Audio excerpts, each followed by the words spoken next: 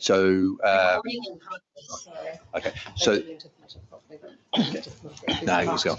It was really the legal advice that we had sought was only arrived late yesterday evening. So we were unable to prepare. Amanda was unable to prepare a report until that information had arrived. So that's the reason. Thank you. Moving on to item 4, conflict of interest. It's the reminder of the need to stand aside from decision making when a conflict arises between your role as an elected representative and any private or any other external interest that you might have.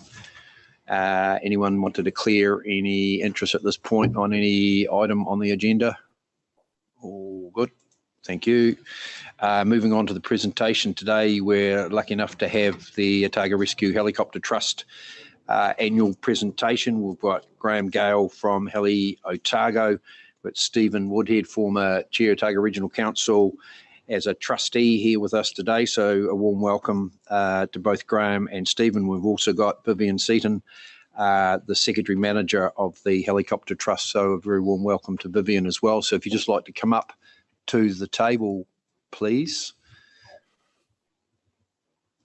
I was going to open up by saying you've all been here before in this role, but Stephen, you've been here in a different role, and yeah, great to have the three of you with us.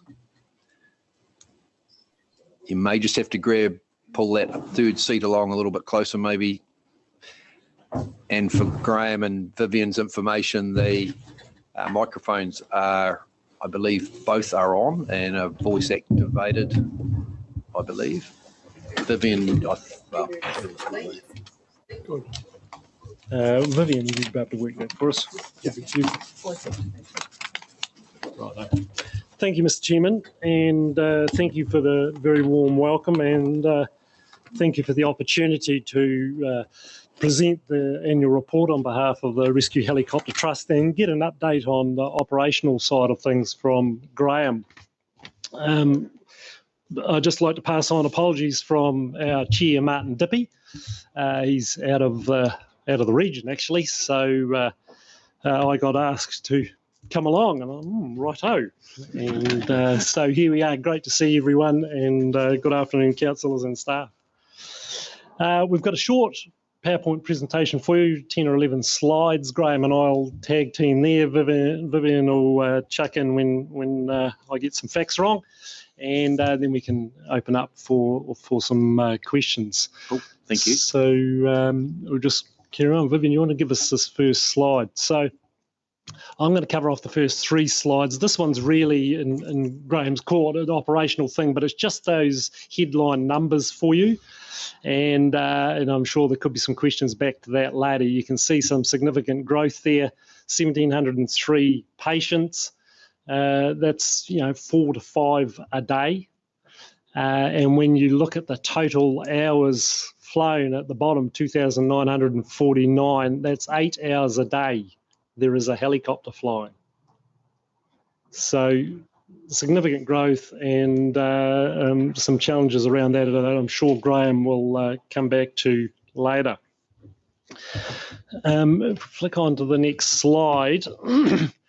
This is the Trust's annual part of the annual report, and the numbers there you can see very consistent with the year before, which is extremely pleasing from our perspective.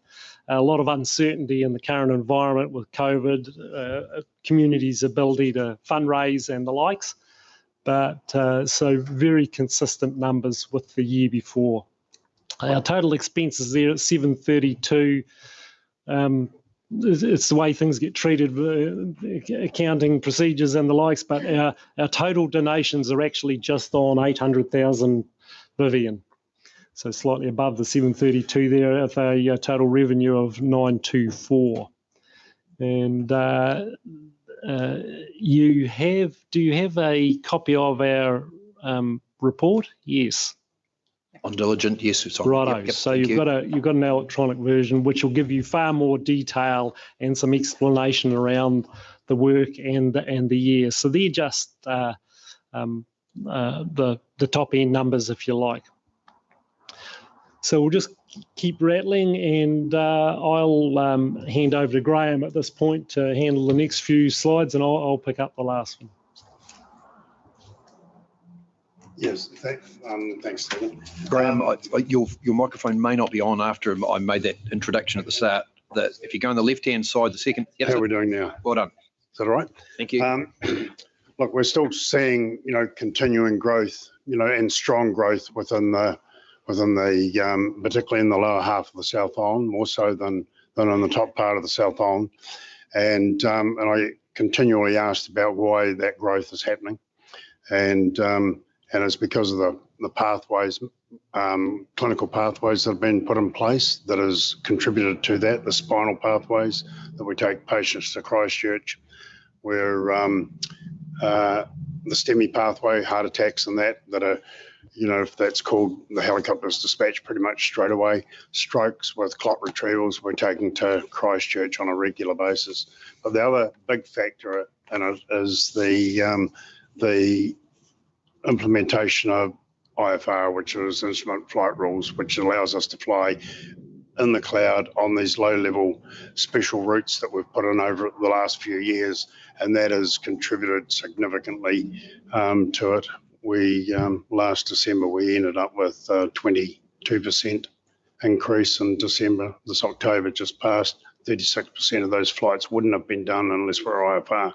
So that's really, made a massive difference to the growth and the actually in the, through the contract.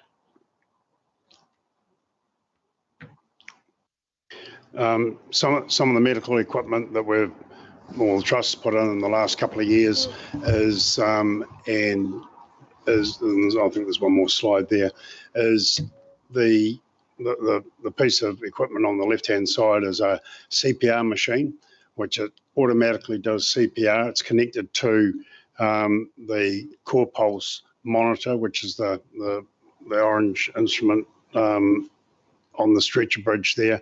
Automatically does CPR better than anyone can do CPR. So in the back of the helicopter, we can have that working away, a patient arrest, and that'll be doing automatic CPR. The other instrument beside it, around the other way, the red instrument is the ventilator. So that's a total life support package. So we can pick up a patient, if they arrest in the back of the machine, they could be under active CPR when we actually wheel them out the back of the helicopter with chest compressions being done when they're required. The breathing's being done through the ventilator and going to the appropriate, whether it goes to ICU or into a theatre or wherever. So all the machines now have got standard equipment through them. We're just finishing tidying up the rest of them, but it's really important with the volume of work that we're doing, where we've got paramedics going from one machine to the next machine. It's the same. The machine that's in Queenstown is exactly the same setup, from a paramedic's point of view. So that's, it's an excellent setup. We've had an EC145, which actually, if you just want to flick through these, which we started going down the line 3 or 4 years ago, and then we purchased an H145 T2, which is the current one. People will see it flying around here. It's quite quiet. It's the quietest medium helicopter in its class. It's faster. It's smarter. It flies these low-level IFR routes that we've got. It will literally fly from here to Invercargill hands off, and it will pull up in a hover hands off. Like, the safety has absolutely increased it tenfold compared with what it used to be, where normally on a helicopter you've got to be flying hands on. If you let it go, they're dynamically unstable. They'll roll over on their back and fall out of the sky. That's what a helicopter does. These ones here, in Germany, this particular helicopter, if you don't have one of these helicopters, you will not get a contract.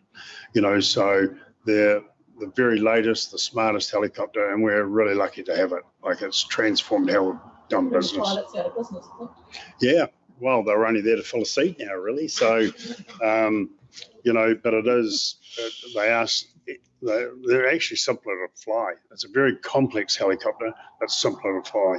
And, that brings a lot of advantages.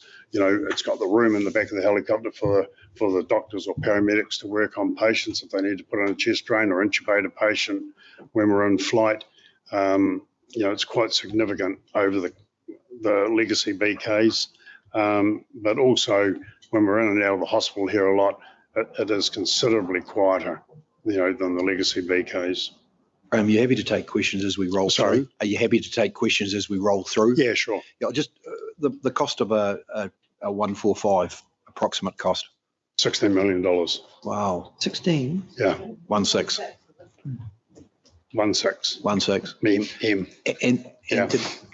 M. And just on 10 million or around about 10 million, US, depending on the configuration. That particular one was 15 million something, and the current models are actually 16 million. And to be fully equipped, fit for purpose for the job, what does that do to the 16 mil? That's for the helicopter, and then it's the equipment on top of it. So we currently probably carry around about $200,000 worth of medical equipment in the machine, or per machine. And so on this current contract that we've got 3 machines full time on current contract in Dunedin, and 1 in Queenstown for this contract. So 4 in total, but we have another 2 backing those up. Otherwise, we couldn't provide a 24-hour, 7-day-a-week, 365-day service because of the maintenance that needs to be done. One of the other advantages with the newer helicopters, and it sounds a horrific amount of money, and it's a huge amount of money. It is where the future needs to be. It's, this helicopter, the first check on this is 800 hours, and it's being increased to 500 hours with another main check at 1,000 hours, where the current legacy BKs are on a check every 50 hours. So when a current BK is on check, I've got to put another one in to be able to provide the service. We can't not provide the service. So I think we had something like 240 or 260 days last year that I've had to put another machine in to cover the maintenance. So as we move into new machines, that will, come down a lot because the new machines are on, they're online most of the time. Sorry? Germany. Yep. They're Germany. The Airbus Germany, and Donauwörth Germany is where they're manufactured. But having said that, the back part of the airframe is manufactured in Japan by Kawasaki, and it's got French engines in it, and the rest of it's all put together in Germany. So yeah, but they're very, very good machines. They're the machine, I believe, if you're going to be in this game long term. Thank you.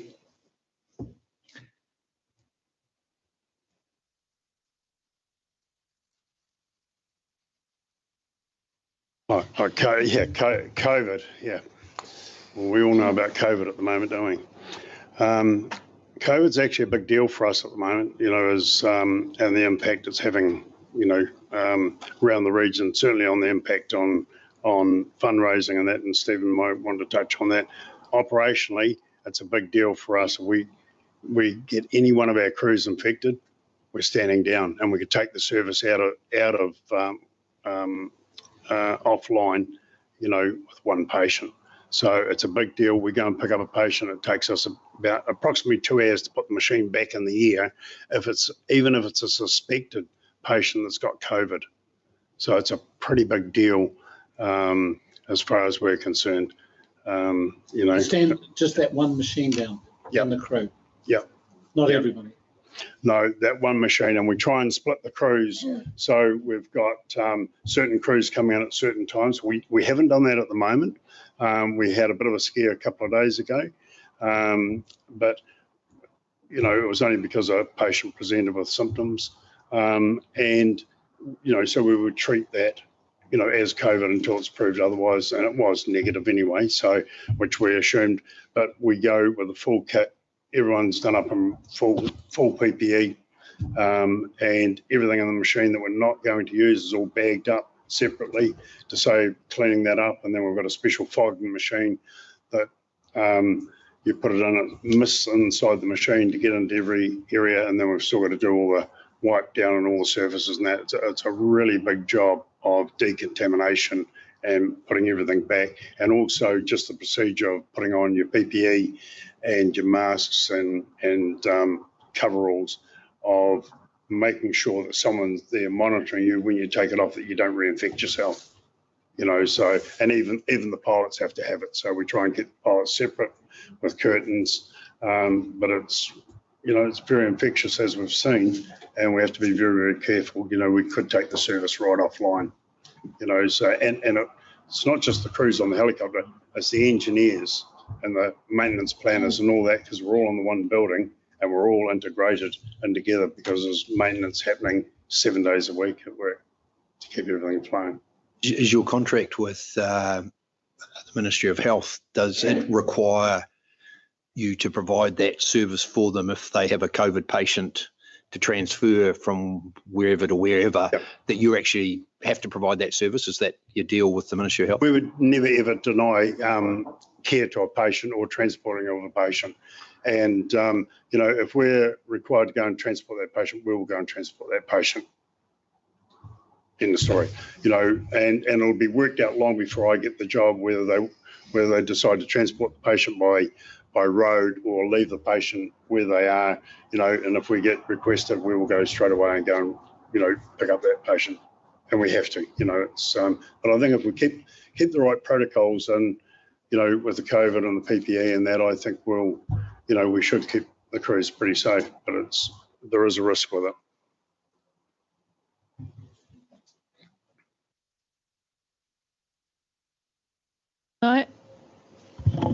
If I could ask, do you get funded by, as it were, by the number of trips you do, or a sort of a global contract? Where I'm going with this in my head is, if there's 30% more people, either ACC, which I presume is a separate contract from Ministry of Health, do you get 30% more funding for it? No, we get paid a base fee to have the aircraft there. You know, we've been asked for 3 aircraft at Dunedin and 1 in Queenstown, crewed. So we get the NASO or ACC, Ministry of Health, they pay for that. And then over and above that, every time we fly, we get paid a flying rate. So there's a fixed fee to have the whole structure in place, but like an ambulance service, you know, to have the infrastructure in place if it's needed. And then each time it flies, we do get compensated, and that pays for your maintenance and your fuel, etc. So if those airs go up, that is compensated for. So ideally, next time you talk to them about a contract, if they've then increased the usage by 50%, you'd be saying the fixed cost part should go up too, because only when there's a volume shift. Only when there's a volume shift. If we can handle the volume in the current machines that we've got, and we're very stretched at the moment with crewing, with pilots and paramedics, because we're working 24/7 and we're restricted to flight and duty and fatigue schemes, both for pilots and for paramedics. So once we stretch that right out, we need to put more crew on. So that's where, and then it gets to a point where, you know, one of these, the 145s we would do, we've actually been doing about 1,000 hours a year, which is probably 200 hours more than most other machines would do. That qualifies to start the negotiations, talking to NASO to do an increase in the contract, you know, a variation in the contract to put another machine in, you know, and extra staff. We've had to put extra staff in this year to cover, because the volume's increased. We've gone up 1,000 hours in the last 3 years. And do you get any sense that any of the government, by which I include ACC people, are thinking of funding when they think of what choices they're making? Do you have a feeling that there's a constriction of the of who they choose? You know, whether they would choose a land-based thing or a helicopter because of money, or that or that they wouldn't choose to send you somewhere where last year they might have sent you in a helicopter for funding constraint reasons? No, you mean for funding restraints, are we restricted on when we get tasks? Is that what you're saying? When, Road versus yeah. air. Road versus air. Oh, road. Would the they people send a road who ambulance rather than request send your a- services change their requests based on funding for, No, there's a criteria for it to fit into send air, and it's an ANTS criteria, which ANTS is, for access number, time, and skill set.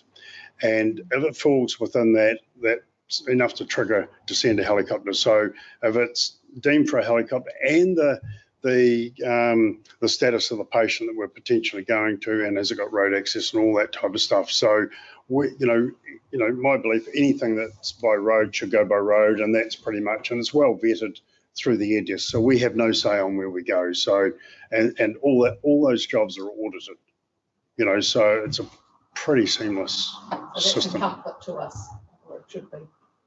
A comfort to ordinary people using services that no one's trying to not have them use a service. So Yes. I'm right at the sharp end of it, and people often say, "Gosh, the helicopter's flying a lot." Yes, it is. I think you're going to jobs that maybe you don't need to go to. Tell me which jobs, and I'll investigate and have a look.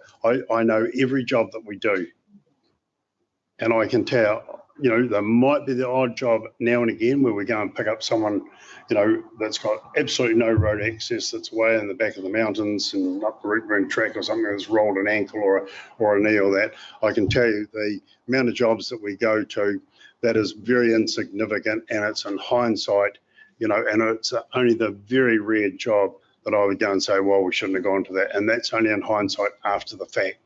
On the receipt of the call, on the 111 call, because they're all coming through the 111 call, I can absolutely put my hand on my heart and say, tell me which jobs that we shouldn't have gone to, because, and also on the other side of that, I look at the jobs very closely of jobs that we're not sent to, and it's denied the right care to the patient in the right time, because we have a very high level skill set that goes with us. They're intensive care paramedics that are advanced in their airway skills and stuff that we can bring.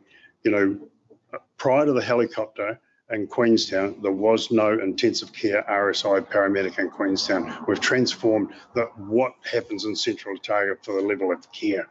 So it's a big shift from where it was before. And then we've also got the access to the intensive care unit in Dunedin Hospital. So we had a very serious accident, a boating accident there last week.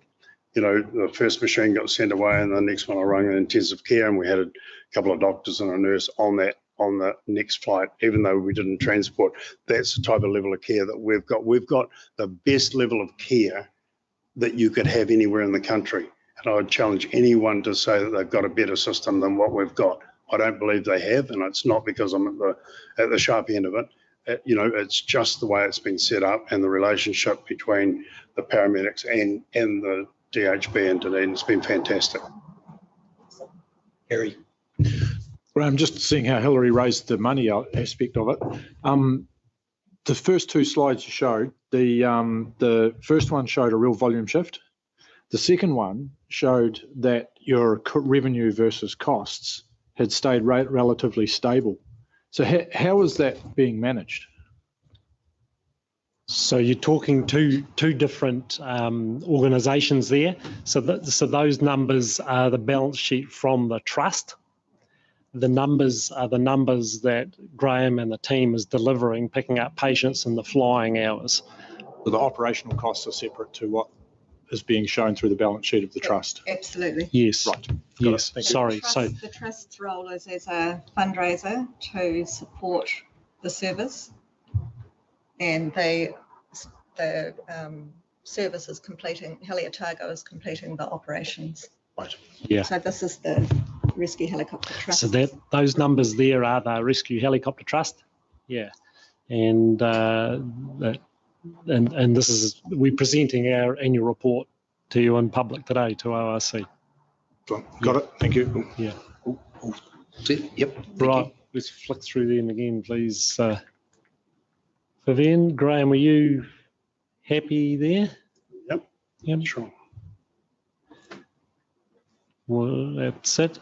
So we're getting near the end, a couple of slides left. This one, we just want to acknowledge the retirement of Dr. Mike Hunter. The Trust has a medical advisor and primarily been a voluntary role over the years.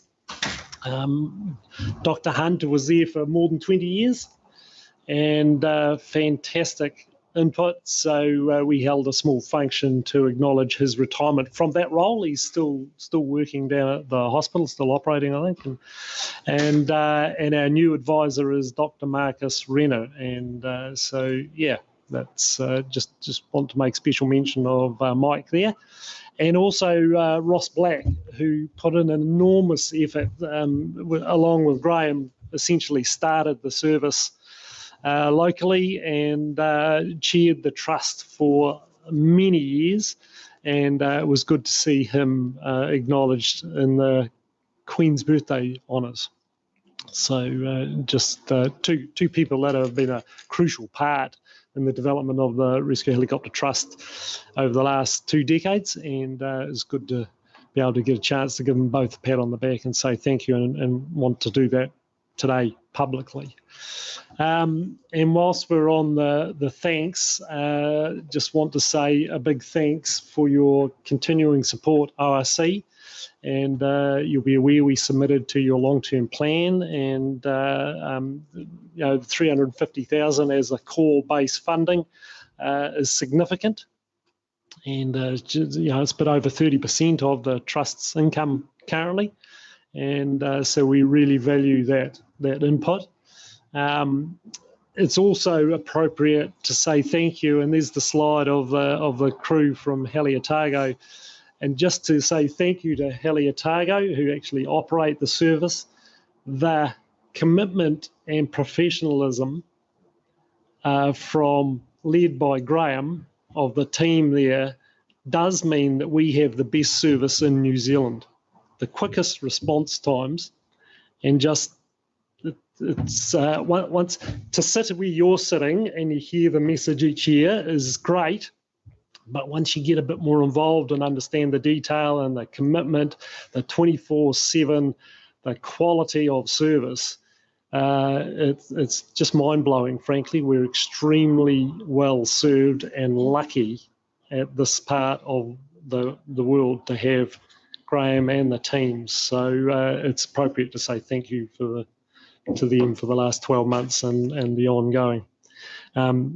Some of the technology, and the Trust's been supporting the IFR routes and the likes, and the new equipment in the helicopters.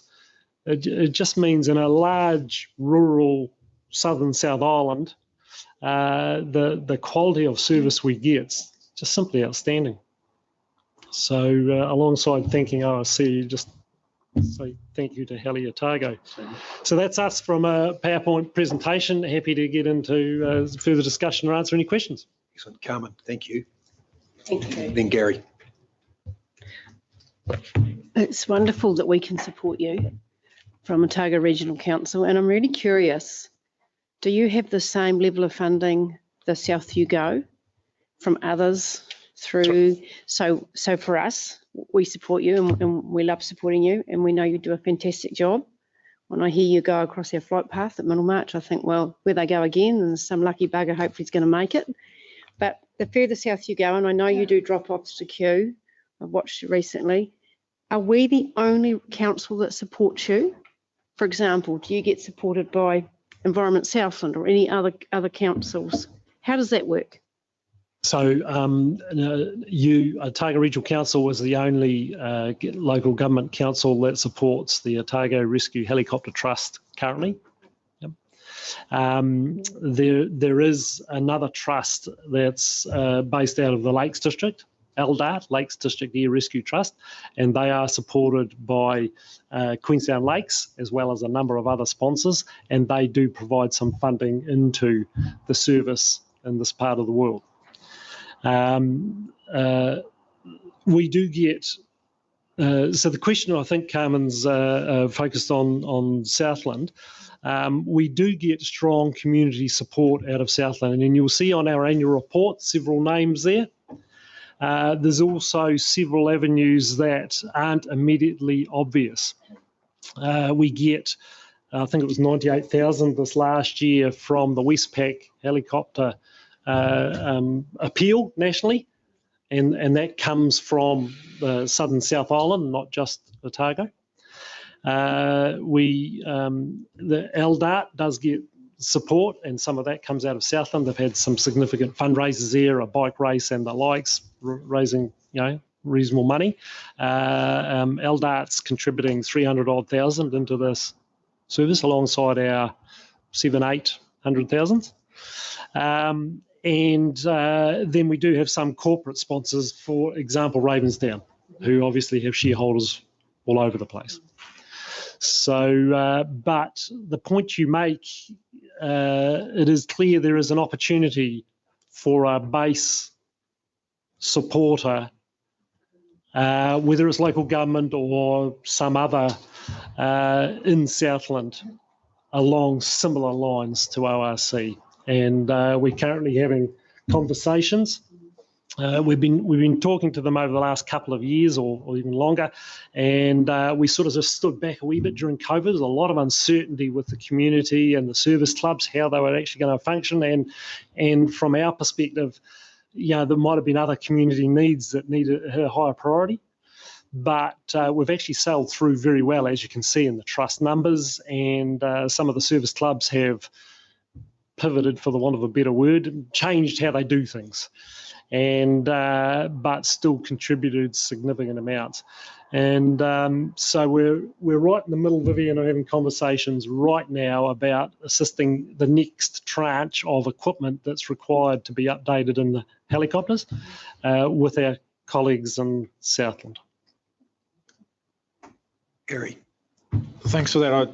Just on that though, because it has been raised at this table that maybe there is a disparity between what Otago pays for an Otago service and then what we see with every time there's an accident in Southland, if it's reported in the ODT, there's an Otago rescue helicopter photo that goes beside it. Now, whether that is actually true that an Otago rescue helicopter is going down there, I mean, you guys know best as to what services are currently down there and then the amount of incidents you're attending down there. Is there actually a disparity there now that we actually as an Otago council need to be putting more pressure on, say, Environment Southland to play their part, because actually Otago is providing the service, or is that wrong? Otago's definitely, there's three bases, two permanent bases, Torrey, Queenstown. Those are the only two, and Southern Lakes out of Te Anau, and they do a bit into Fiordland. It's not a significant amount of as, and they will do the odd job. If there's major accidents happening now, all the hospital transfers are all done from here, every one of them, unless we send the Queenstown machine because it might be slightly quicker for whatever reason, or there might be weather. But if there's hospital transfers happening out of Invercargill, we do it from here. And we'll take the intensive care team from Dunedin Hospital, go down to Invercargill. If that patient there needs for neurosurgery that's not available, say in Dunedin, or clot retrieval, we'll overfly Dunedin and go straight to Christchurch. There's not a day goes by that we don't have aircraft going to Invercargill, and sometimes 3 and 4 times a day. So actually clear message that Southland are getting a service that they aren't actually funding to an extent that Otago is funding for Otago. So actually we could be assisting by our interactions with Southland around encouraging that, come on, you're getting a free lunch here. You could be paying towards this exceptional service that is being provided for Otago Southland. It should be an Otago Southland service. Yes, yes, and that's something that the trust will think about. Our position as a trust actually is this should be funded 100% by the Crown. Absolutely. All right, Right. That's the starting position. But currently we've got that model's not in place. Yep. The contracts go to October 2022, Graham. Correct. And we'll see what happens after that, but I would imagine that it will roll over. There are some parts of the country that raise significant amounts of money for their rescue services. on a percentage of their operational cost basis. But so I can't imagine the Crown giving that up. But there's opportunity. I think it's important that our supporters and friends and colleagues in Southland get an opportunity to deliver their solution about how they can contribute rather than us impose anything. And so that's what the conversations are around. We're having them in a very constructive and supportive way. Don't be careful. We are getting good community support. Is it an opportunity to grow it? Yes. Is there an opportunity for a base core funder, a mix of community trust and local government? Yes. But and how that looks in the medium to long term, in this day and age where compliance costs and the likes, one trust in the Southern South Island might be a sensible solution instead of three of us having audit costs and accountancy and administration. You know what I mean? So, but that's much further down the track. But any support you can give in a constructive and positive way would be welcome. So then the opportunities for us, our chair, our chief executive and others have ongoing interaction with Southland, Environment Southland. Yes. But also too, likes of annual plan and long-term plan, yes. We could be submitting and constantly reminding and Yep. encouraging that sort of support. So the trust submitted to Environment Southland this year. It was a refreshing of the relationship, a reminder of the work we do. It was not a direct request for funds, but so they're well aware and reasonably well informed. We can possibly be slightly more blunt. You might. Thanks, Gary. Any other queries, questions? If Yeah, yep. one Yes. thing Come, is- go. Yeah, no, let sorry. Councillor Wilson go, please. Kate, Let her go. all yours, Kate. Sorry, just had my hands up and I didn't want you to miss it, Andrew. Apologies. Thank you, Graham, Stephen and Vivian. Please don't consider a model that is centralised would be any better. I think what you deliver is an amazing product, and while it may be tempting to make it easier financially, I think what you deliver when you look at the financials is pretty impressive, and I'm very, very grateful. And equally, we get woken by the flight path, but it's a comfort to be woken with you operating. My question is, and we've concentrated on the Otago and Southland beneficiaries of this, do you have data about the range of where the residents actually come from? Because Otago is known as a place where people come down to adventure. I presume, I don't know. Do you keep data of your patients being used Otago or Southland resident or elsewhere? We probably do. Well, we do have a whole range of data and we just need to extract it. And to be honest, I think we did actually do some numbers on it at one stage, but I can't remember offhand, but it's something we could actually look at and pull those numbers out. I certainly wouldn't want you to go to the work unnecessarily, but it does occur to me that, and I'm very funding for you on behalf of the rate part of Otago, but I'm sure there's outside the area as well.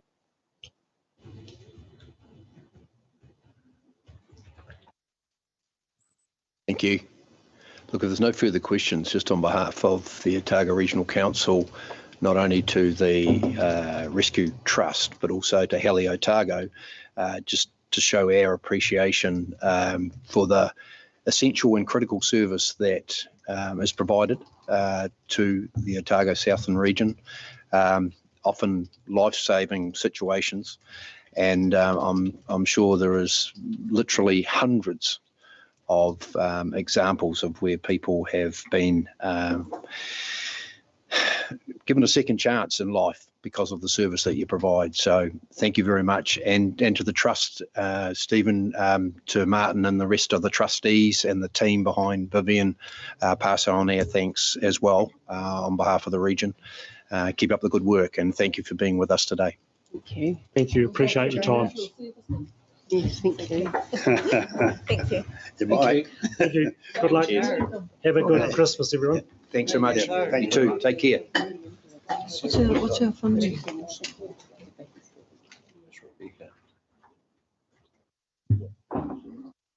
Okay. Thank you very much. Nice to see you. Thanks Yeah, so much. turn off now. Yeah, no, I know, here.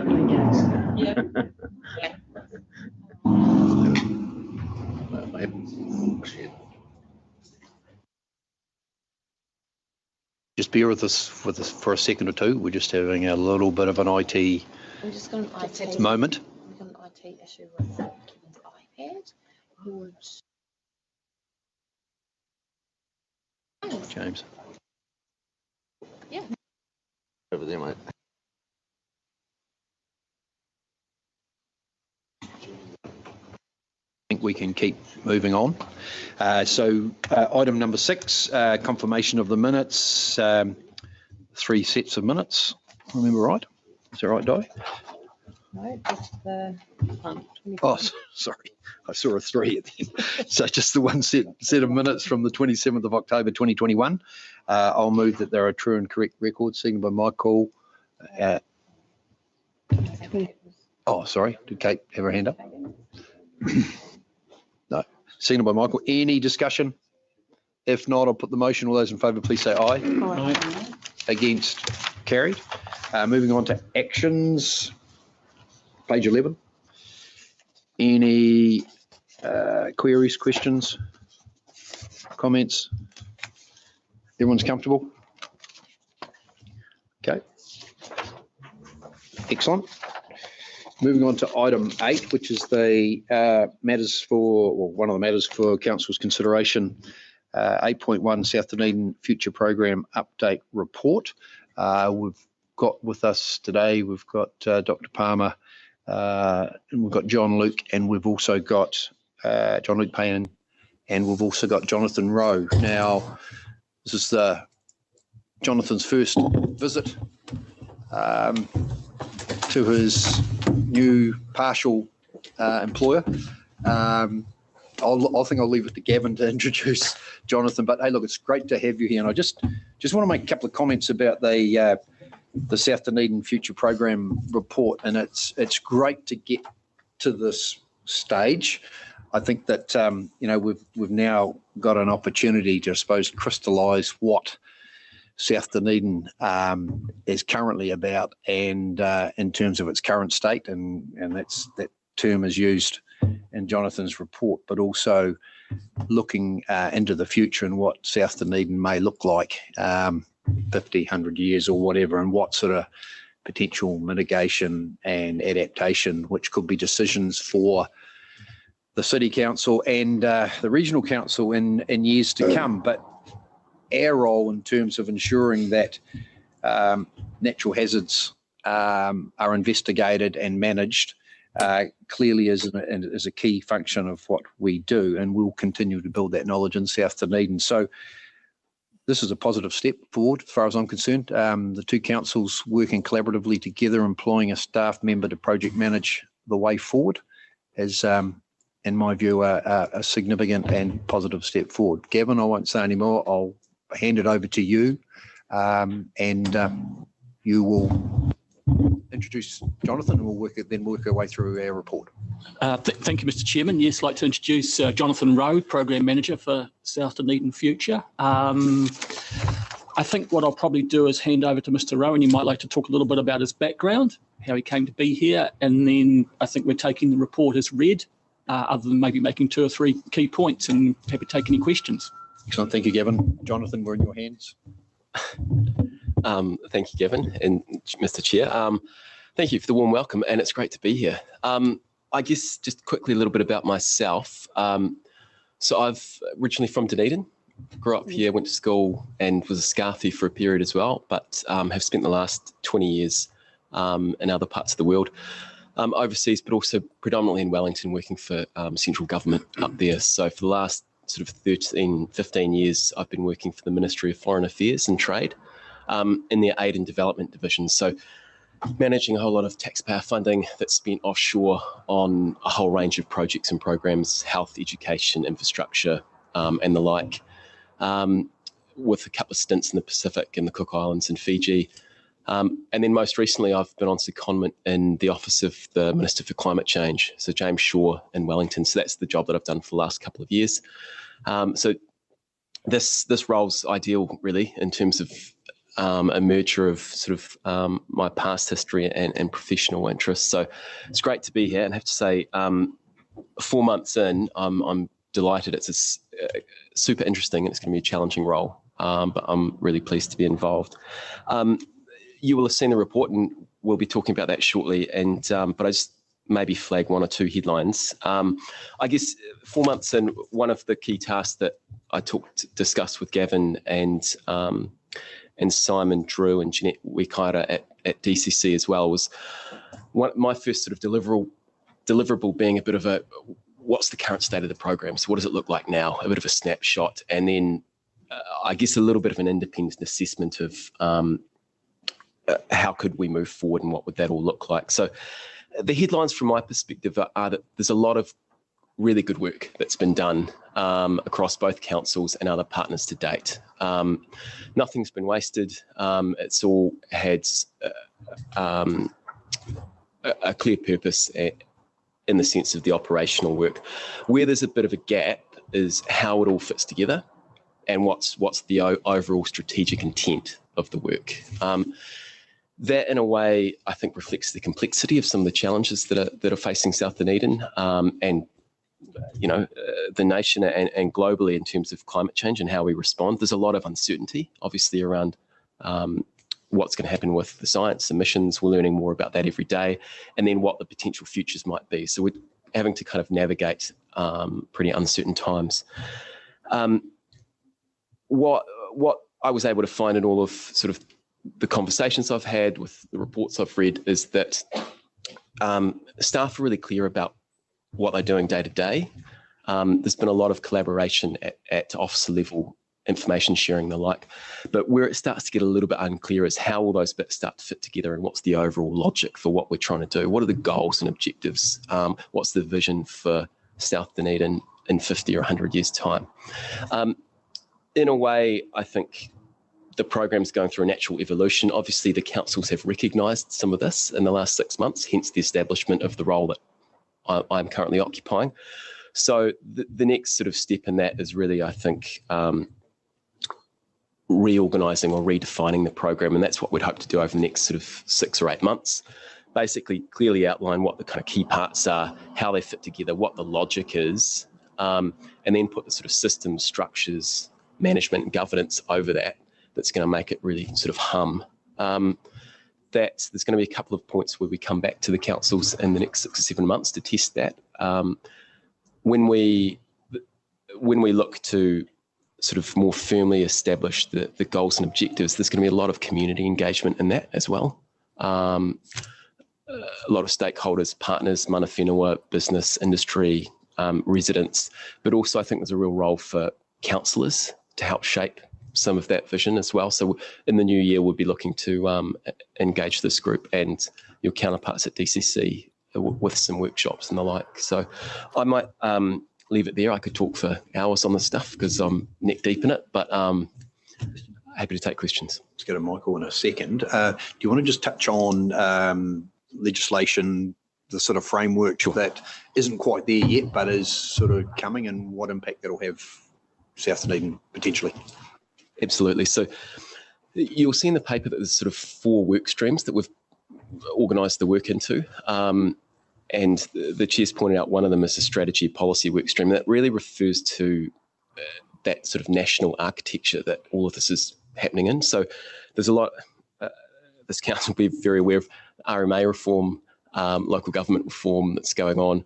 We're going to get a Climate Adaptation Act and sometime in the next year or two, which will provide some national framework around really tricky issues such as managed retreat, and the like. So we are having to do some of this in the absence of that national guidance, and I think there is real value in getting ahead of that, both in terms of shaping and influencing that national dialogue, because it is evolving, but also kind of, I just think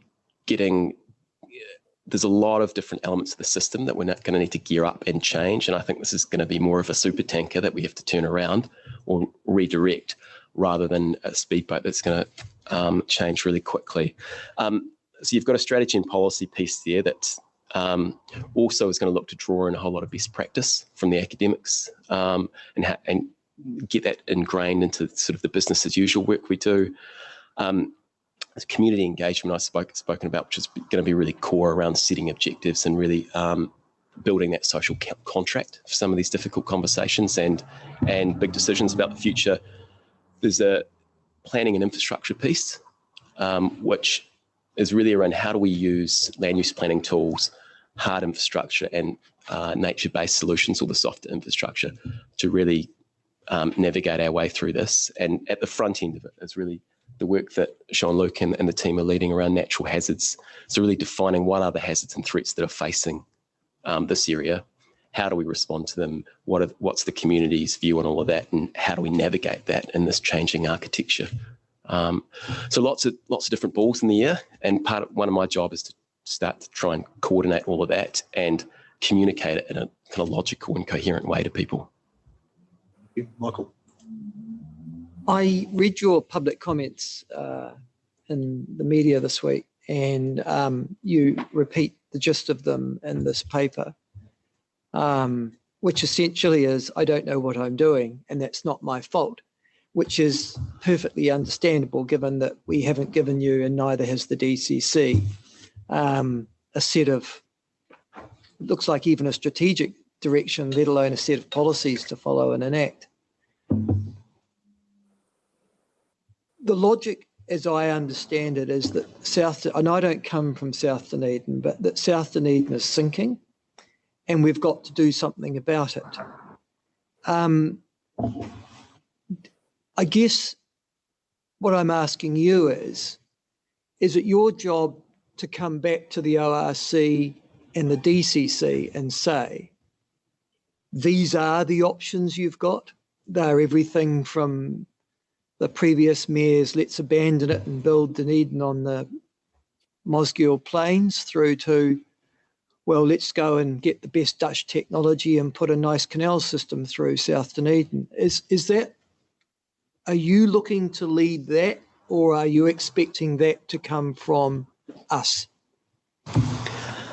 In short, that's the breadth of work that I'm charged with coordinating and leading. Leading in the sense that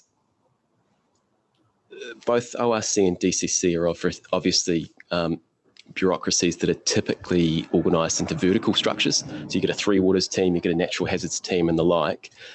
This program will need to work horizontally across all of those different things. So I won't control the budgets, the staff and the like, but it'll be my role to shape and influence what they do, to draw connections, to, for example, map. One of the next phases will be mapping what all the different groups are thinking and doing and what their key decisions are, and saying, okay, well, if Three Waters team are making a big decision about the pipe network for the next 50 years, how do we draw in the best natural hazards information we've got? What is the Parks and Recreation team doing around green spaces, and how might that green space and infiltration into the ground, interception from vegetation influence the models? So bring in all these different parts that, you know, in typical bureaucracies, they don't really work laterally that and well. You don't have creative people. So this, you know, my challenge is basically to swim against the tide on some of this stuff. And, you know, I have to say there's a lot of goodwill. I haven't spoken to anyone yet that has said, no, this is a bad idea, you can't do this, or it doesn't make sense. Everyone wants to do this. It's just in the past, I think there have been several efforts at it, and it, you know, it just comes up against bureaucratic challenges, or key people leave, or there hasn't been a role before mine that people could go to that was a central point that could coordinate it. So it kind of gets to a point where it's beyond someone's responsibility, or you start wading into other people's patch. I think also the the last major flood, 2015, I think, and then there was quite a bit of momentum at that stage, focused on ensuring that the stormwater infrastructure was working to capacity, etc. So, and then I suppose if you have a flood event, it tends to bring the focus. And in recent years, we've been relatively lucky in that regard, I suppose. But further questions, Hilary? Just connected bits. You've said somewhere in here, and I can't find it immediately again, the DCC and ORC and many other stakeholders or something like that. Could you give us an idea of who they are and how it's funded so far? Sure. So in an example of some stakeholders, and I can sort of go through different types, in those 4 work streams, in the science and technical work stream that Jean-Luc is playing a major role on in terms of natural hazards, there are other partners and stakeholders like GNS Science who might provide particular technical expertise or input. There's NIWA and the like. So similarly, in the strategy and policy and community space, we're working with the Centre for Sustainability at the University of Otago. So that would be those groups. In the community space, we're working with the South Dunedin Community Network. They've recently been successful in securing some grant funding from the Department of Internal Affairs for 5 years. I think that's in the region of $400,000 or $500,000 a year to do some community planning and work, which we'll be looking to dovetail in with. And then, but then the big dollars are in the operational groups within the different, keep saying ministries, within the different councils. And that's an element that we need to explore in the next sort of 6 or 7 months to get greater visibility about how do all those different bits of the existing budgets fit together. And for example, what proportion of the transport budget or the Three Waters budget is spent in or on South Dunedin, what elements are particularly relevant to this program. And of course, that's tricky, right? Because the network's a citywide system, and some of it is in South Dunedin, some of it relates to it. So we will have with the program this challenge of definition, and there'll be some kind of grey boundaries about what's in and what's out, but we'll just need to sort of navigate that as we go through. I guess we didn't quite get to my question. What you're describing is a whole lot of internal parts of either us or the DCC, I presume.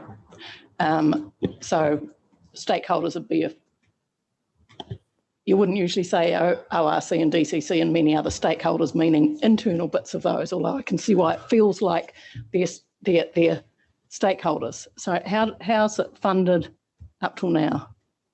I'm just putting this on the public. Thanks, I can answer the question. Thank you. So if you just refer to page 24 of the agenda and the kind of working model of the program, there's a work stream there, as Mr. Rowe says, around science and technical. And that's really where all of this council's South Dunedin work led by Dr. Payan's team fits, and that's funded through our natural hazards program. Okay. So that's in our natural hazards program. An example of an external stakeholder would be the research grouping on the New Zealand Sea Rise program, which is a $5 million central government funded program, which is looking at sea rise around all of New Zealand, including Otago.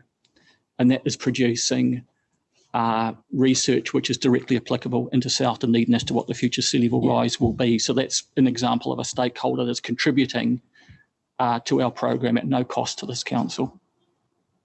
Yes, so I'm what I'm struggling for here is I can hear why it's frustrating and why the feeling is to put a role somewhere that straddles two councils and possibly other people who I'm not sure about.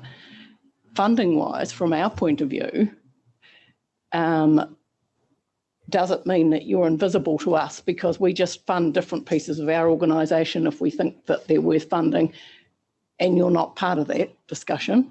Or do we fund you and you get involved in it? If you're wanting funding, which you clearly there's a lot of funding involved here, is it that really that you are working behind the scenes somewhere that's nothing to do with us and we're not making any decisions about it because our staff are coming to us and saying something that they think that we should be doing that you're part of? Or I'm just sort of trying to, because that's where the funding problem is. It's between, I mean, if we just then said, oh, well, I don't think you're doing anything much, we'll just disestablish you or something, what difference would that make? Now, would the answer to that be, apart from, of course, you wouldn't be there, would the two organisations keep doing the work anyway? You know, sort of how does, you'd be coming to us for money or you wouldn't be because our staff would be for bits of different work, or I'm just... Yeah, that would be the alternative. If this role didn't exist, we would carry on as we have been with each council through its respective annual plan processes, putting up funding requirements. Now, those processes will continue.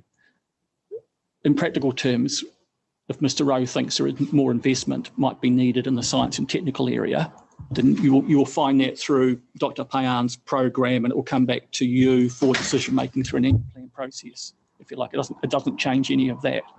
If that's your question. What's the response?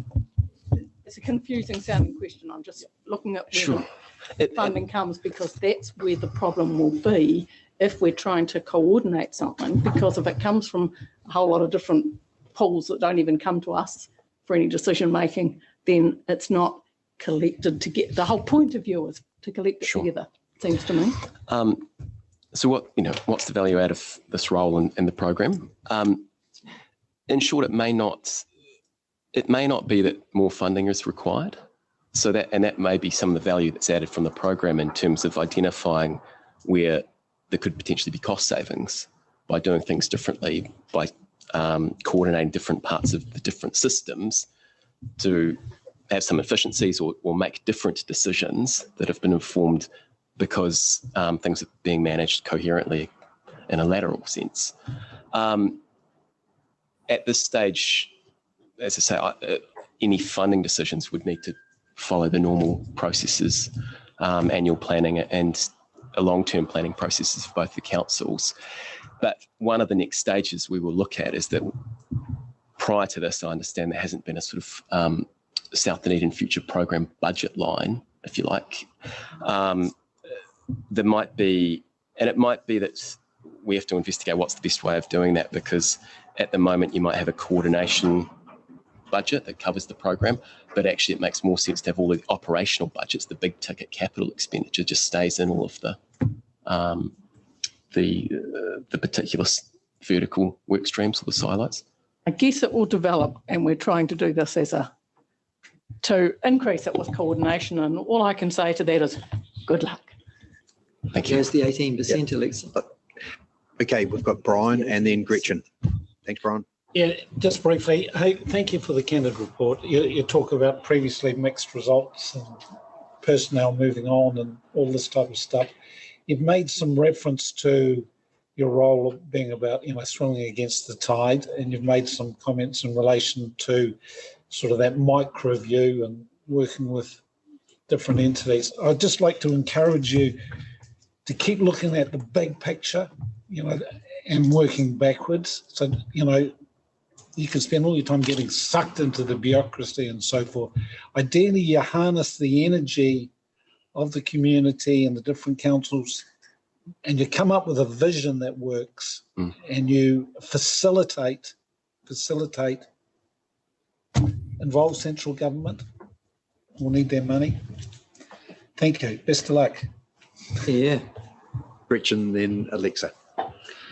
I think I'd like to ask a question, and it might be to Dr. Palmer, if that's all right. And it's around I guess, yeah, we've heard that this will create logic for us, which, yeah, is a statement in itself, but it's assuming that we need logic to be created for us.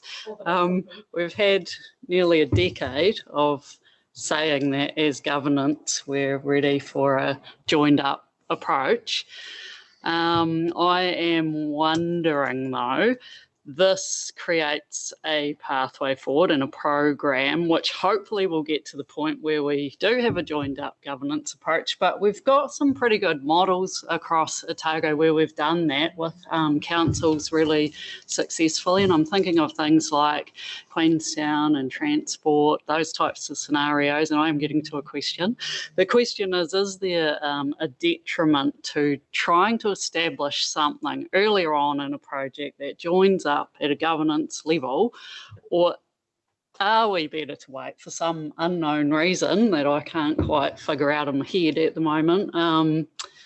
Is it going to make a lot more sense in a year's time, or what would be the detriment to us, I don't know, forming some sort of approach together now? Through Mr. Chair, I think if you're talking about the some sort of governance arrangement between elected members, I can't see any detriment for forming it now. There's only so much staff can do, really. It's a matter for elected members to work together and work out what sort of relationship you want to have with your colleagues at the city, and that's not a staff matter. We can only create the enabling environment, and we've brought numerous resolutions to you around that. The ball's in your court. So can I follow that up with a question? Quite like a resolution on that to add it. Thanks, Gretchen. So question for you, Gavin, what sorts of decisions would that governance arm be making sort of now and over the next 6 months? No decision. So it's not a decision-making body, but just like the transport program, joint, we call it governance groups, it's that sounding board for ideas, and it's a forum for elected members to talk with each other. Okay. Thank you. I've got Michael Deaker, then I'll go to Alexa, then I'll go to Michael. Yeah, thanks very much. Thanks, Mr. Chairman. And hello, Jonathan. I wish I could be with you today because I wanted to say to you personally what an excellent, polished report this is that you've given us for our agenda today. I thoroughly enjoyed reading it. My question is, who do you report to? Who's your boss? Or do you have two bosses, one on each council? And secondly, what can we expect to see of you over the next few years? When will you come to meet with us? Why will it be that you do want to meet with us? And am I right in thinking that you will be the hinge, if you like, between the two councils and bringing people to the table and saying, here's where we need a genuinely collaborative, cooperative decision to be made? There we are. In answer to your first question.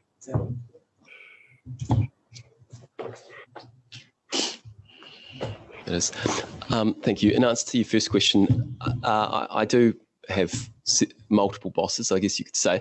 In day-to-day sense, I am situated at the DCC. I'm on the ICT network, and I report to one of the general managers there, Jeanette Wikaira. My ORC boss would be Gavin, whom I speak with reasonably regularly. I have swipe cards for both offices. I do visit the ORC office, and I'm in the process of establishing a desk or hot desk. So I would expect you to see more of me. And in terms of how often over the next couple of years, I think reasonably regularly. We would obviously, we've committed to doing a formal report back in the middle of next year in terms of a more formal and detailed program plan. I would think there would be at least one, if not a couple of opportunities between now and then when I would be facilitating or engaging in a workshop with councillors to, for example, do some work on the strategy, vision, planning piece. And then, I guess it would be for councillors to determine how often you wanted me to come in and provide regular reports or updates. But I have to say, I've been really impressed and feel very welcomed by both organisations. There's a lot of collaboration there. I certainly don't have any issues accessing information or getting answers on things. So I'm, I think, in a very fortunate space of being able to seemingly work in both spaces. Thanks. Andrew, can I follow up with one more? Certainly. Jonathan, do you foresee that there might be an occasion when you ask Aaron Hawkins and Andrew Noon to be available for a meeting with you, at which you might say, look, SDF, it requires these 3 decisions to be made by both of your councils. Here's a discussion paper for both councils. Could you please facilitate those decisions being made?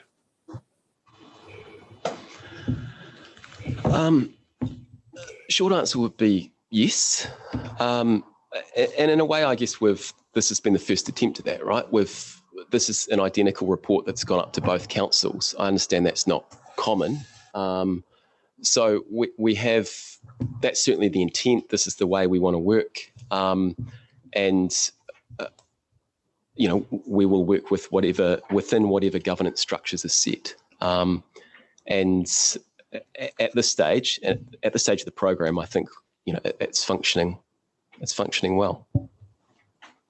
Thank you. Alexa.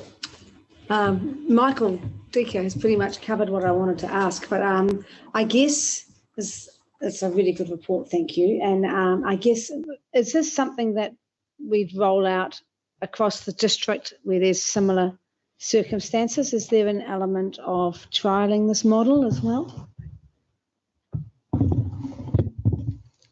Yeah, it's not the first time we've done this. Just thinking through the previous question, some councillors will recall that we had a program manager for our Wakatipu flood strategy. That's right, we did too. And I can recall this council going to Queenstown and having a joint, or simultaneously, council meetings to sign off on same paper, same strategy. So we've done that kind of thing before. But yes, the answer to your question is yes. I've met with QLDC last week to talk about not going to full program, but about certainly staff steering group across our Dart Reefs and the Gorge Road work and other emerging hazard issues in the Queenstown Lakes District. So yes, this is a good model of collaboration. It's further opportunities. And I might just add that also, obviously there's some work that's been going on with the Head of the Lake project, which in many respects is further along than the South Dunedin work. So I've been talking to Jean-Luc about opportunities to learn from that, get up to Glenorchy with him the next time he's meeting with the community, doing some presentations, in part just to get a feel for how this stuff can play out in practice and, learn lessons around engaging with the community and the like. So there's lots of opportunities there. Thank you. I was going to add with future development strategies in the urban development space, it's pretty much, if I use that one as an example, the request is, through the legislation, is that, the councils that have that common interest, the regional and the TA, are encouraged to set up governance groups to provide as a touchstone or whatever for decision makers. Michael. Which is exactly the point I was going to make. And that goes back to what Mr. Palmer has just challenged us to. So why aren't we doing it? Why isn't there a JGG currently for South Dunedin? Yeah, well, we've certainly, that's fair comment, and we've numerous times we've had this discussion. Yeah. Well, why don't we do something about it? Yeah, no, fair enough. Yeah, fair enough. One. But the point, I'll just reflect on the conversation you go. that on the record, myself, Sarah and Gavin had with our counterparts along the road. Yes. And I have a degree of sympathy for it. Why set up another governance group when, at this point, there's, what is the to actually decide? And I take Gavin's point. It's more of a forum, a wider forum rather than a decision-making forum. It's a collaborative governance structure. We've tried and we've got some pushback. But what I would say is this current or the project this project with Jonathan as the project manager has a collaborative approach written all over it from a staff point of view. Okay, we've still got some work to do. We're not there yet. But the conclusion of the discussion we had with our counterparts along the road was that, look, let's see how the reporting from Jonathan works over the next wee while. They didn't exclude a governance structure in the future, but let's get Jonathan settled into the role and have that regular reporting with both organisations. And Jonathan's funded 50-50, isn't he? That's right, isn't it? Not quite, but it's. Are you not? What's your? Do we pay 50% in DCC or? No, our contribution at the moment is less than 50%, but we're moving towards that. When you say moving towards it, sorry, apropos of our discussion at finance this morning, is that within the current long-term plan, or is it next year or when, Gavin? Yeah, it was provided for next year. It's next year, yeah. Okay, thanks. Any further questions, Carmen? Then Kevin. Through the chair, I just want to actually say that I do endorse the model that Dr. Palmer was talking about. Having been at Gorge Road recently in Queenstown with Jean-Luc for 2 days, it was brilliant. And I think half of it is the way it's put together. We had a fantastic one-page paper on all the different people, what roles they brought to it. It was like a jigsaw puzzle that linked in, and I think that's what's been missing for a while. So I welcome you to this. And I think we all look forward to sharing you with the two different councils. And I think there's a lot that you can give, and I'm delighted you're here. And as I say, what Jean-Luc and I were at was great, wasn't it? It was very well put together. Yeah. It was a wonderful way of just seeing how everybody could fit in, and especially when it comes to the public. Public want to see, if they're concerned about something like South Dunedin, like Woods Road. It was really interactive. And there was a lot of people that they could talk to on the day. So it'd be great to have you on board. Thank you. Kevin. Just paragraph 40, we're about developing a goal or vision statement. You're saying it's going to be a top-down process, which to me is generally, if you start from the bottom up, it might be just a terminology that you're using, as opposed to, I thought we'd get the community finding out what they really wanted first and drive that from there. Sure, yes, I think we're talking about the same thing in terms of that reference to top town means we would go through some processes to determine what the long-term objective is, and then you kind of filter things down from that. The process of determining that higher long-term objective would be bottom up, if you like. That's good. Yeah. No, well done. Yep, saved. Well done. Look, just a supplementary question to that, and it's slightly different. Look, my concern here is that we're probably overstepping even what we should be doing, and it's really good to see that sea level rise money, $5 million or something, I think you said, Gavin, and also the Department of Internal Affairs money for 300 or 400K going into the system is that really. It would be, if we're going to start a governance group, I would think that one of the government departments should actually be in with that, because I think we need that input right from the start. So if you're talking about relocating 10,000 houses or 10,000 people, sorry for South Dunedin for not having that correct, it's a significant national problem as just opposed to a local problem. So I would think within that initial grouping, and that might be the catalyst, because I would say I don't think you'll get movement from DCC until after the election, because it will be quite a controversial thing to start putting marks in the sand. But in reality, it needs to, what you're progressing, I think we're on track, and the concept's really good, but I'd be just grabbing government input into that sort of governance structure and kick that along pretty quickly. So thanks for the report. Thank you. No further queries or questions. So we've got 4 recommendations there. Nothing else you wanted to add, Jonathan? Maybe just one comment that we, as we move through this, because we're looking at issues that are going to straddle quite a long time period, it's possible that we'll break it up into 3 parts in terms of an initial focus on mitigation, if you like. So how do we mitigate the immediate threats from sort of extreme weather events, heavy rainfall and the like? So that's how do you optimise the current systems. There's a second piece around what would be called maladaptation. So how do we avoid making decisions or doing things that we might come to regret later on with new information at times? How do we avoid being locked into long-term pathways? And then the third bit is really the actual adaptation part around conversations around longer-term future options and the like. But there's probably a lot of foundation work that needs to happen in the next couple of years before you start to get into that space. And we are talking about decisions that might be decades away as well. Thank you. So Carmen, you happy to move those 4 recommendations? No. Okay. Seconded by Hilary. Yes. Is there any discussion? Gretchen. It's not working.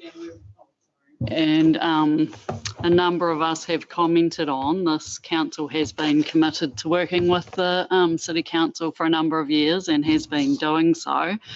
Want to really stress that this is a fantastic program, really good, really exciting.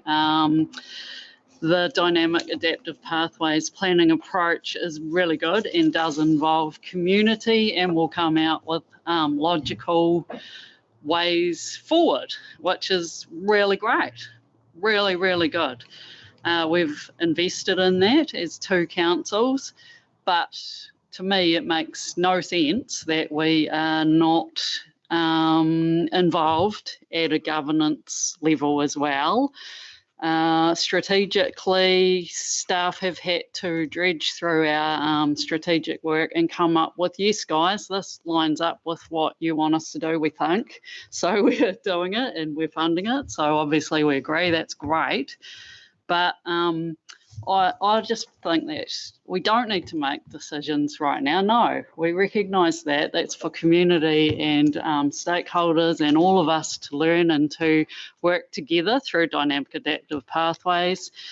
But we do need to be together. And why on earth are we not? I can't understand it. And I can't understand why there's a brick wall all the time on it. It's happened for a decade. There's such a positive future. We don't need to be scared at all. Having grown up in South Dunedin, it's somewhere that's very, very important to me, but also to all of Otago and to Dunedin. We've heard in the past that it's a place that can't afford change. It's a place that actually can't afford not to change.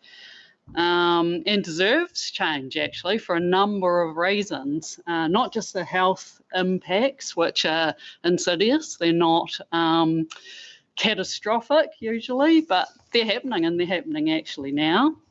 And as well as that, a brighter future is needed, and the City Council is absolutely reflecting that through looking at facilities and libraries and things like that, and that is long overdue for South Dunedin, regardless of the hazards and the things that are in our realm.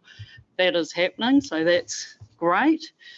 Connection to environment and tūranga waiwai, a place to stand in where you're proud, where you've got identity. The future can be a lot better.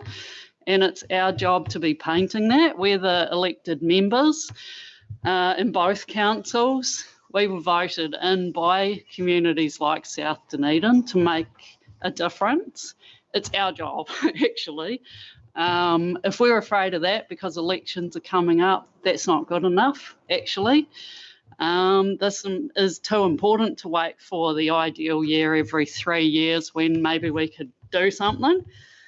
And yeah, I think painting that picture is really important. We're going to do that. We're going to do that together, but we're asking staff to do that with community when we should all be doing that with community. That is not fair in my mind to put it on to just staff. So that's where I'm at. We've written to the City Council asking to work together. We've talked about it. The offer is still there, isn't my opinion, and that's what our council should be saying. So yeah. Cool. Thank you. Well said. Do you want to put a resolution? Yeah, put something forward, Gretchen. I just feel that we should still write again formally to the council as a result of this meeting,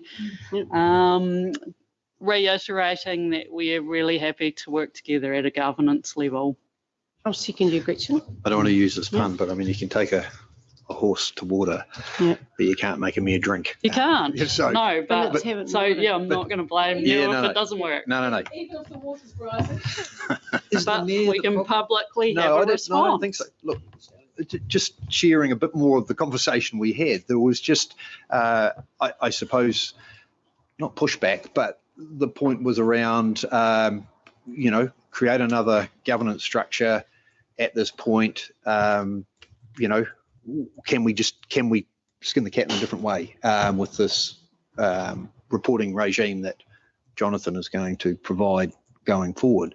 They're not saying never in the future or saying no to a governance structure in the future. They're just saying at this point in time, in their view, they don't believe it's required in light of what's in front of us today.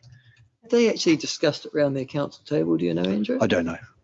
Hey, but I'm comfortable. I mean, Gretchen makes a good point. At the end of the day, I would not give up on behalf of this organisation, knocking on the mayor's door and having another conversation. I just think it should be formal and public. This paper came before the Dunedin City Council. Correct. What did they do with it? All of the recommendations, the same as the 4 here, were endorsed. Right. But if we want to write to them, what we want to say is, now that we're all on the same page, and it's page 7 in your stuff and page 18 in ours, how about we, do a bit more together? Gretchen's moved the motion, and she's got a second. Yeah, happy to second it for you, Gretchen. So, my old school too. So the motion is essentially that I write to the mayor, have another conversation with regards to setting up a governance structure to look at South Dunedin's future. Is that? Maybe remind them of the funding we're putting into it. We're paying half. No, write to the council. Yes. Yeah, could you, as chair on our behalf, write to the Dunedin City Council, care of the mayor? Could the Otago Daily Times communicate this on the front page? That would be quite useful. Yeah, good. What they're wanting? We want to Okay, you're happy with that, Gretchen? Who was the really? Yes, I am. Yep. Happy. I went to boarding school there, so. So I've got requests that the chair formally write to the DCC, reiterating that we're happy to work together as a council on the South Dunedin Future Programme. On your Gretchen. So did you want more as in governance? Yeah, council governance. Work together. Joint governance. GGG. JGG. In any form at all. Yeah. He can even be chair. Yep. Be just him and Andrew. Okay.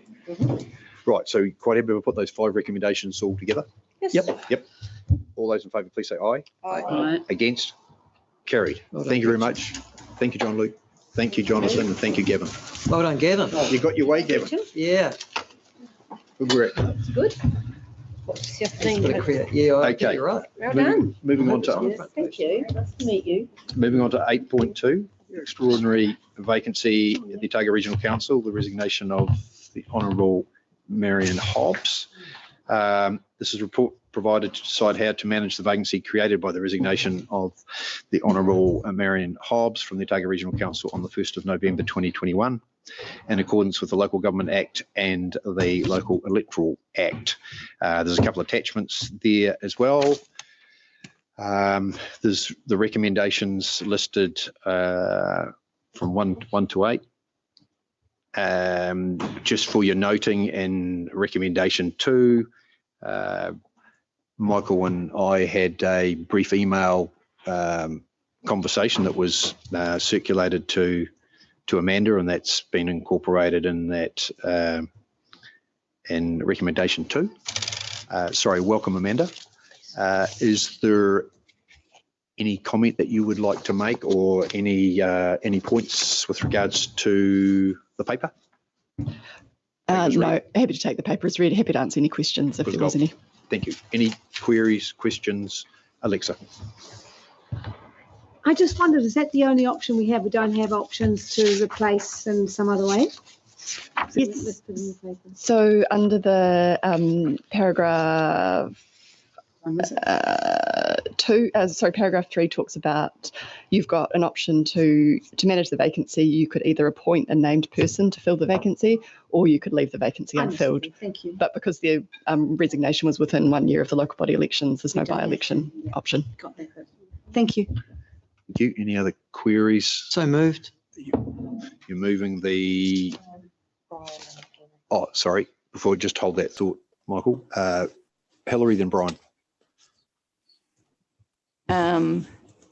I'd like to, before Michael moves these things without any names in these recommendations, I'd like to flesh them out with some names. Oh, okay. Are we allowed to debate the actual issue itself before we start?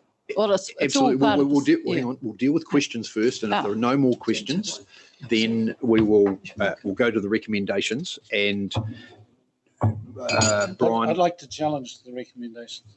Okay, so we'll do that in the debate. Or have you a question? Can you phrase a question that would then get it on the table before the debate? Because I sense that that's probably a fairer way. Okay, well, question. My question is anybody going to support my view? But and my view is that the Dunedin constituency is due 6 seats, and to operate with 5 is not representative or fair. And you know, the reality is that at this table, each vote is important. I mean, did we not witness or live through the water vote issues? And we're saying, oh no, that particular seat will just pass by. To me, it's a no-brainer. We've previously had an election. The community voted there, you know, and whoever was the highest polling candidate, we should invite to be appointed. And can I also make the point, actually, what I did mean to say right at the start is to acknowledge the work that Marian Hobbs has done, and you know, she's like a whirlwind. She was here one day and now she's gone, and she achieved a few things, so good on her. But I that's my view. I think it's all very well. Like in this report, there's not even reasons why, with respect, Mr. Chair and Deputy Chair, why you've come to the conclusion you have. But I can tell you what, if it was in other regions, I'd be very surprised if you would be, if it was central Otago, I can't imagine you'd be recommending not to replace or appoint. Well, obviously there's some rules there, and it gives council options, and we've obviously suggested in number 2 one option. Yeah. So I mean, like, is there anybody else? My question is. That's where I was getting to, Brian. Yeah. And I just haven't seen it well enough. But on that's what I was thinking too. Okay. I actually think it's unfair to assume that one of the Dunedin councillors is not required at this table. Sorry, it's not. If we're, So just since there are no questions, since we're now in debate. yeah. Okay. So I was wanting. I could sense that, in fairness to Brian, I wanted to give an opportunity outside the debate to raise his concern, because I wasn't sure exactly how you're going to. Well, I just wanted to put that out there. Yep, that's fine. Are there anybody, before we get to resolution, are there other people of a similar mind or a different mind, prior to putting names, Hillary, on your, I put it out there. That's my view. And also under 2, I mean, if you want to propose an alternative, you've got that option. That's right. That's true. Well, let's see what the people think. Okay. Hillary.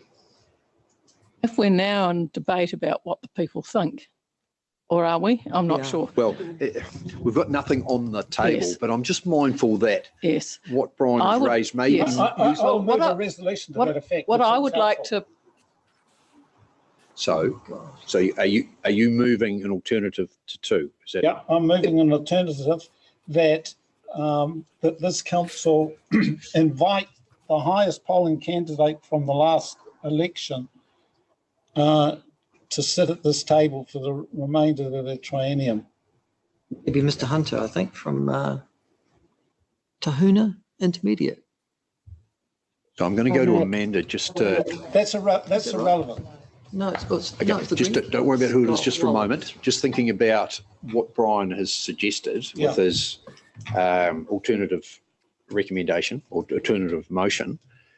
Is there any issues associated with what the law says under the Local Government Act and the Electoral Act? Yeah, so I'm just looking, section 117 of the Local Electoral Act talks about council must at its next meeting determine by resolution that the vacancy will be filled by the appointment by the local authority board, or community board of a person named in the resolution who is qualified to be elected as a member. And we explored qualified, which actually meant New Zealand, later in the legislation talks about being a New Zealand citizen and someone who's not currently sitting on a TA, she can't do both. Which suggests that it needs to be done named today, but then later section 118 talks about if the local authority resolves that a vacancy will be filled by the appointment of a person, it must immediately, unless the vacancy is for the office of mayor, give public notice of the resolution and the process or criteria by which the person named in the resolution was selected. So I think that reads that you do have to name someone today if you want to fill that appointment. Okay. So who was the highest polling candidate? So that was, I've got it in front of me. Okay. Yes, that was Mr. Scott Willis. Okay. Scott Willis. Yeah. Before Brian.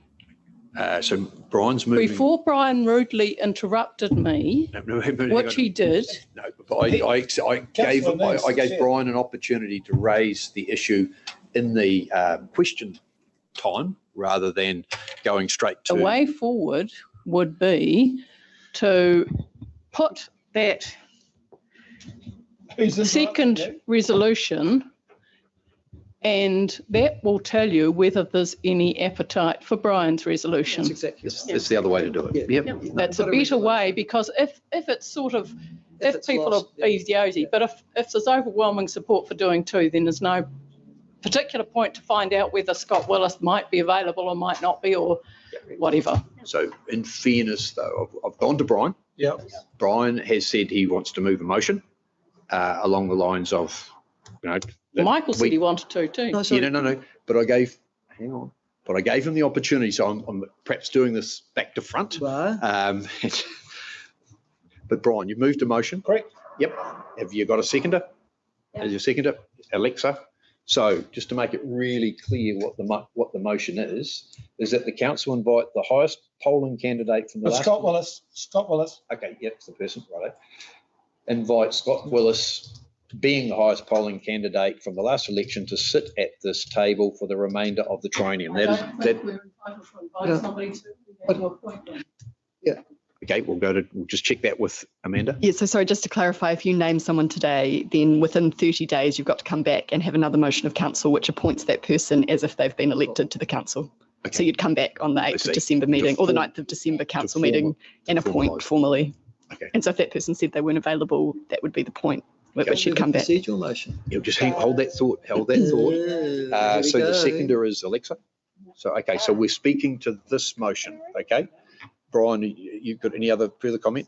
Alexa is seconder. I felt that this option should be explored, and when I asked my first question, I missed it there, but what I was on about was that this option hasn't been explored in the recommendation at all. I mean, it's obviously there in the executive summary, and that concerned me. I felt we should debate it, which is why I am seconding that option, because Dunedin did elect 6 people. Yeah. Who's 6 people? It needs to be. Okay, that's fair enough. I'll just get you to turn your microphone next time you speak. That's all good. Michael. I'd like to move procedural motion. No. Motion be put.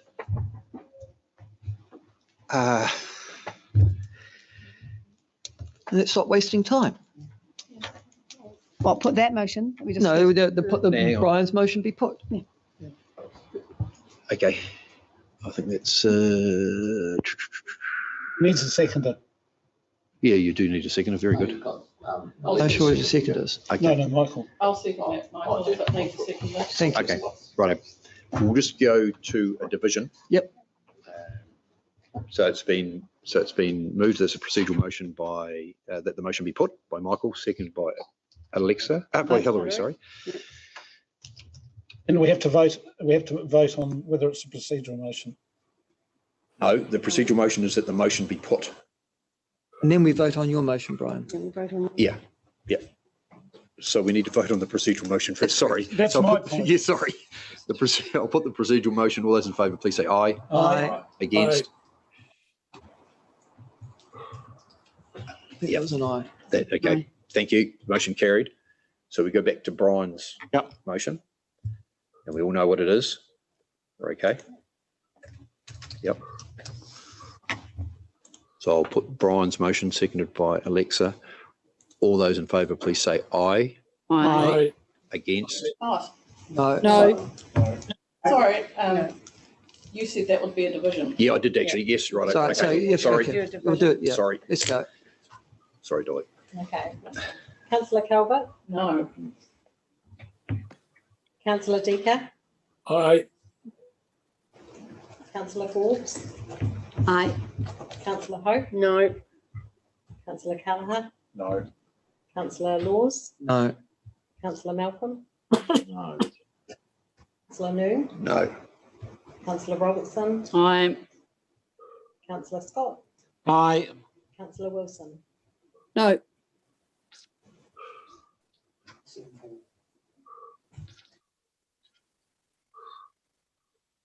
Carried. Okay. So we're back to the recommendations 1 to 8. Does someone like to move? Also move. So move by Michael, seconded by Carmen. Now there needs to be under 3 we need to appoint a co-chair for data and information. We also under 4 we need to appoint somebody in Port Liaison for the Port Liaison Working Group, and also an extra member, the replacement member for on the Chief Executive Performance Review Committee. I'd love to be data and information co-chair. I nominate him. Okay. CE suggests I call for nomination. So we're nominated Michael for co-chair of data and information. Is that, I get that right? With us seconded by Carmen. Are there any further nominations? If not, Michael will be included in the recommendation. Nominations for the Port Liaison Working Group. Should be a Dunedin person. Brian. Well, just for the record, so there's... Kevin and I are already on it. Do we need? I'm already on it. Do we need? That's 3. We can leave that vacant. It's not the end of the world one way. Amanda, what's the story? How many do we need? I don't think you necessarily. I don't think it specified numbers in the terms of reference. It just talked about who the.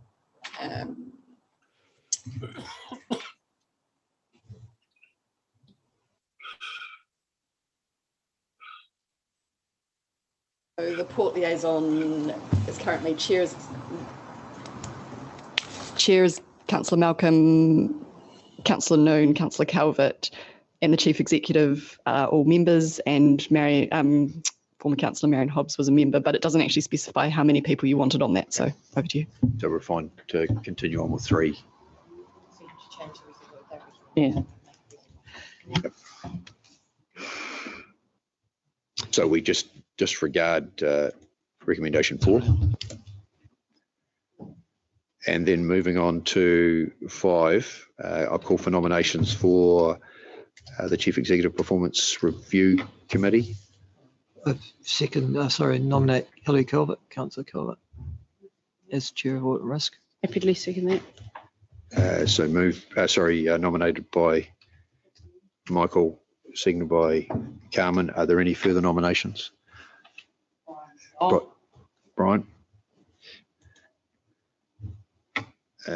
Nominated by Gretchen, seconded by... I could nominate myself. You can second yourself, mate. Second. Okay, Alexa. Okay, so we've got 2. So we've got two nominations. So we need to have a vote. How do you want to do this? By way of a show of hands or something different? A division. A division? Yeah. Okay.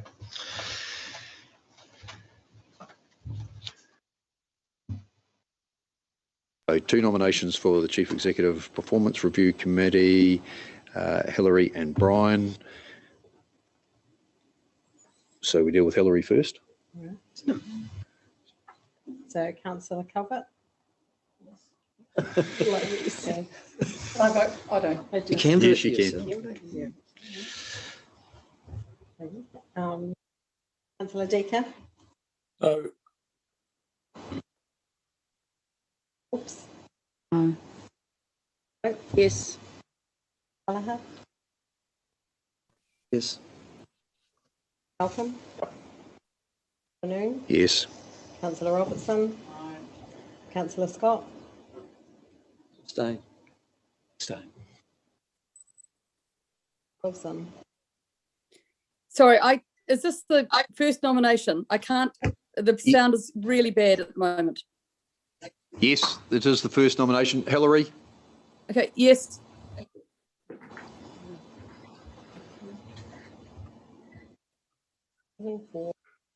Seven, 3. Yep. 3, 1 abstain. Okay, so Brian? Councillor Calvert? Oh, no, sorry, you don't need to. No. You don't need to. I withdraw. I mean, Hilary's one. In theory, it's a possibility. Well, not based on the way the voting's going. It's the same people saying vote whatever the topic. Okay. Right. So the additional member there is Hilary. So we'll go back to the recommendations. The first one is notes the report. The second one, that we decide to leave the vacancy created by the Honourable Marian Hobbs, etc. Number 3, we appoint Michael Laws to the role of the co-chair of Data and Information Committee. Number 4 is deleted. Number 5 is we appoint Hilary as the member on the Chief Executive Performance Review Committee. We also just 6 and 7, 6, we note the vacancy created on the Freshwater Management Unit Liaison for the Clutha main stem, that there is a report to come for the December council meeting to deal with a number of amendments with regards to those the councils on those freshwater management units in Rohe. And then the last one is we agree that the remuneration allocated to the vacancy be redistributed equally amongst the 10 remaining councils, including the chair as per attached table. The deputy chair. Yeah, that should be Amanda, just clarity there, that it should be deputy chair. Sorry, excluding the chair. Excluding so the it chair. includes the deputy chair and the other But it's 9. Yes, so I was asked to divide Sorry. the remaining amount Yep. via the 10 Yes, councillors, beg your pardon. which doesn't include you. Yep. Yes, yep, no, did right. That's just because I've taken. And then number 8 is we agree that the attached table be forwarded to the Remuneration Authority to be included in the authority's next remuneration determination. It's got a hand. Kate, speakers. So question? Oh, okay, right. Question. So I just want to clarify the remuneration aspect and what Amanda just said. Can we leave that in the kitty, or is there no potential to do that under the Act? Yes, so the Remuneration Authority currently requires the total pool to be allocated because their view is that the pool allocated to the council is for the entire workload, and that workload doesn't change with the resignation of one member. What's interesting is that Wellington City Council have recently had a similar situation, and they've actually contested the Remuneration Authority advice and said they'd like to not take the pay increase. The Remuneration Authority's come back and said, no, you have to. And Wellington City Council have actually submitted it to the Regulations Review Committee of Parliament, and that's currently before them as to whether that option might be open in the future to councils. But they haven't made their determination yet. But currently, yeah, the amount must be not necessarily evenly allocated, but it must be reallocated. Okay. So Thank you. is there room, do we have to make that decision today, or can we get the that decision before we make our decision? You don't know how long it's going to be. It could be a year away. Okay. Yeah. Sorry. I appreciate that, but it doesn't matter really, does it? Well, it does because we've got to allocate it. But there you go. Can't leave it. Yeah. Any particular length of time. Okay. We could always claw it back from you though. Yeah. So- I'll move all those nominations, and I think Carmen was seconding them. Yeah. Okay, are you happy? Do you want them to do one at a time? No. Put them all at once? I'll put all the recommendations. All those in favour, please say aye. Aye. Against? Carried. Thank you very much. Thank you very much, Amanda. Moving on to 8.3, documents signed under Happy to move council seal. Happy to Moved second. by Carmen, seconded by Kate. Okay. Nothing to that we note the report. Any discussion? Gary. On this, I see at the end of the list, we are approving warrants for a number of staff to undertake. On this, we are approving warrants for a number of staff to undertake dam inspections and investigations. So a couple of questions. Have we had warranted staff to undertake those roles in the past? It's a question for the CE. Whoever's able to answer. Sarah or Rich? Oh, I'm sorry, CE? I can't answer that off the top of my head. I have to look into it. I think Gavin might be able to. Yes, we have. Okay, so so this is straight out noting paper. Just as a administration, it's just a procedural paper, administration paper, just to say that these have been exercised essentially to inform the council of delegations which have been exercised during the period 26 August 2021 through to 16th of November. So your question can be followed up probably separately, because I think that's around the whole dam consenting. Is that where you're coming? No, my question is around, do these people have the sufficient skills to undertake what is potentially a very powerful position that they could be granted? Have we had that level of policing, say, in the past? Because a warrant is creating some strong powers with these staff. So my questions around, well, have we done that to date? It says here that those staff have received training from GeoSolve consultant Colin McDermott. Is that 2 hours of training? Is it 4 days of training? Is it engineering skills so that they will be able to understand an issue with the dam when they see it? I just sense that this paper isn't one of those ones we can delve into the topic that you've raised. More than happy to follow it up. It's obviously a genuine question, and you've got concerns there. More than happy to follow it up outside the meeting. Not a problem. So should I ask these questions separately to the? Yeah. Okay. Well, cool. Thank you. That's the most efficient way to deal with it. Perfect. Yep. It's our compliance team who've got these warrants. Oh, yeah, I know. But I'm just saying that's yeah. Okay, so that's where they come from. The recommendation has been moved and seconded that we note this report. I'll put no further discussion. I'll put the motion. All those in favour, please say aye. Aye. Against? Carry. What I suggest is that we have a 10-minute break. We reconvene here at 10 past. Ooh, hang on. Sorry, I'll just pull that back. Len Anderson is coming for the code of conduct item, which is being dealt in the public part of the meeting. He's coming at 3:30. Well then, if we carry on now. So Finished okay, right. Yep, just continue on. Yep, okay, no, just keep moving on. Okay, sorry. Move on to item 9, recommendations adopted at committee meetings, recommendations of Governance, Communication and Engagement Committee. You moving, Michael? Sure. Seconded by Hillary. You're seconding the motion? I am, but I'd like to speak briefly or ask a question about it. Yes. What is the status of the resolutions that are made in subcommittees between the time that they are ostensibly adopted by the subcommittee and the time that the council re-adopts them, for want of a better word? Could you give an example of just there was one particular one in the governance, communication, and engagement? Okay, well let's just say 7.2 quarterly actions notes this report. Yep. Is the Governance, Communications and Engagement Committee allowed by their terms of reference to note that report? And if so, what status does our adopting their noting of it have? Sounds like a question for Amanda.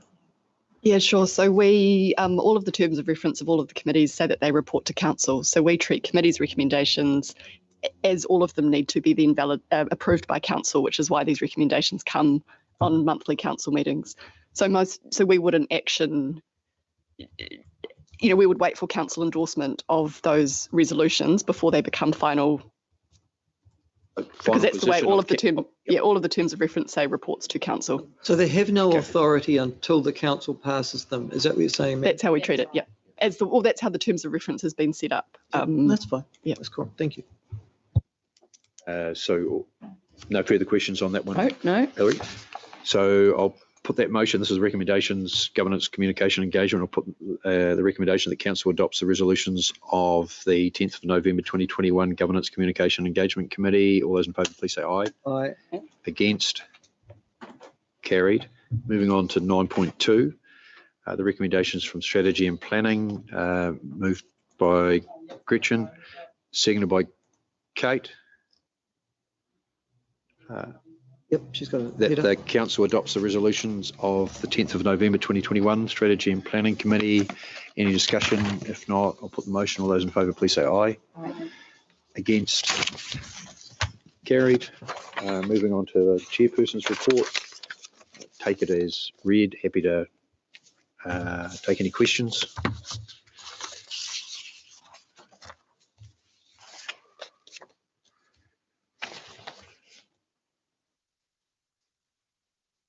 Deal with item 2 obviously separately in terms of the recommendations. First one is noting the report, and then the other one is recording our thanks to Marian. But any questions on the report?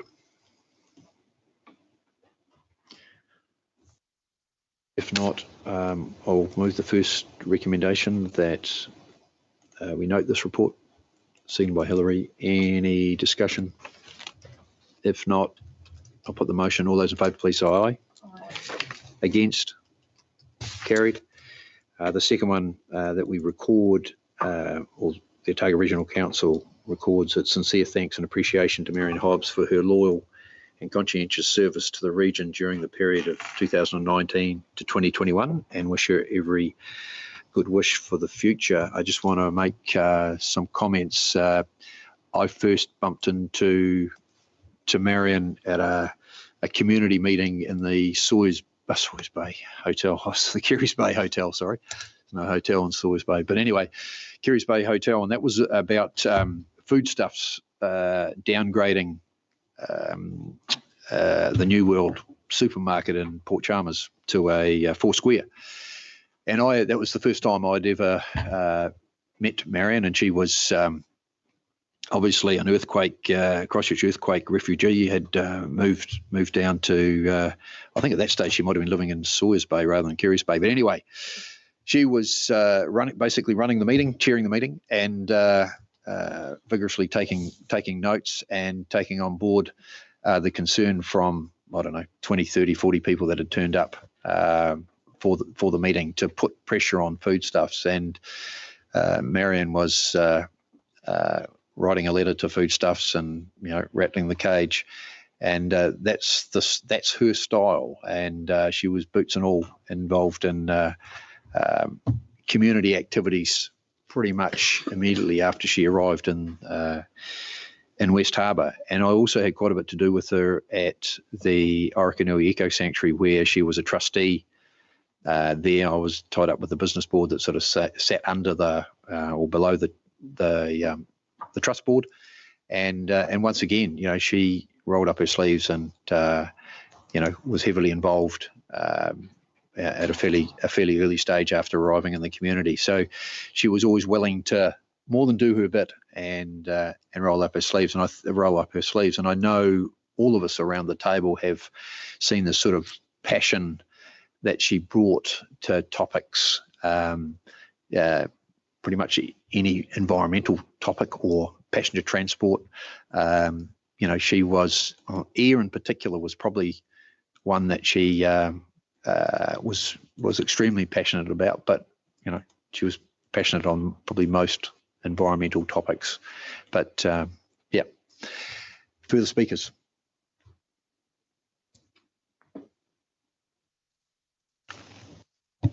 I'd like to endorse your thanks to Marian, and I've thoroughly enjoyed working with her and learning from her over the past couple of years, and I wish her all the best, and I wish she was still here, frankly.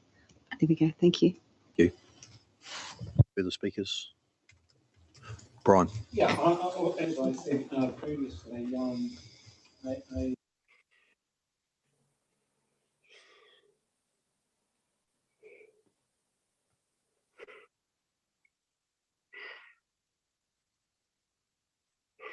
right back to who she was when she was young, her political affiliations and her beliefs and philosophies. So I think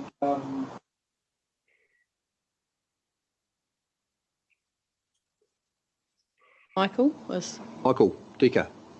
Oh, thank you, Mr. Chairman. I wanted to add to your comments too, Mr. Chairman. Marian and I were colleagues from way back in the early 1980s, and it was very refreshing to renew the relationship with Marian when she turned up at our council table, or even before that at the various candidate meetings where I resumed the relationship with her. I enjoyed her company at the council table. I enjoyed her company on many trips she and I made together, particularly to FMU meetings up and down the Clutha main stem, and I miss her. I endorse what you had to say, Andrew. She was a passionate contributor. Thank you. Thank you. Any further speakers? If not, I'll put that motion. All those in favour, please say aye. Against? Carried. Thank you. Moving on to Sarah's report, CEO's report. I'll just sneak back into the legislature. Sorry about that. No, go good. Yep. The spelling of Mr. Paul Ray, if you just did that, should be Thank you. Is it really? Is it? Thank you. Thank you. Thank you very much. Sarah's report, is there anything you wanted to make comment on with regards to your report, Sarah? No, I'm happy to take it as read. Take it as read. Any queries, questions? Just one. Michael? Sarah, I was noting the Great Resignation. It's not just the UK, it's the US as well. It's everywhere. In Europe, yeah. And they say that it's a lot to do with burnout and COVID forcing people to re-examine their lives because, yeah. You find the same thing? We have, I think, lots of different reasons why people are making choices. Some of it is related to what central government is offering at the moment, which is difficult to compete with. But certainly some of it is related to proximity to family, decisions for anyone who's been working for us, perhaps who's living quite some distance away from family, that has a pull, given that they really haven't been able to connect. And also, lifestyle change. So a desire to either work outdoors when they're not currently, or work in altogether different types of environments. So, it is definitely, I think, we're not seeing a huge amount of it, but we are certainly starting to see some shifting. I'm grateful, though, that so far we have also been able to attract talent and continue to do so, and our engagement is good. Thank you. Kevin? Sarah, so you took on a role, I don't know whether you took it on or it was thrown at you, the Three Waters, on that Three Waters steering committee. So how's that from now on going to affect your workload? I mean, will you, now that it's announced, are you off that or are you still? No. The work of the steering committee continues, and we're now working on transition and feeding into entity establishment. However, beneath the steering group, the Minister is also setting up a number of working parties. And I think you're aware of the one that Mayor Tim Cadogan is on, that is looking particularly at governance. So those working parties, as I understand it, will report back in to the steering committee, as well as report through to the Minister. So no, there is still work to be done.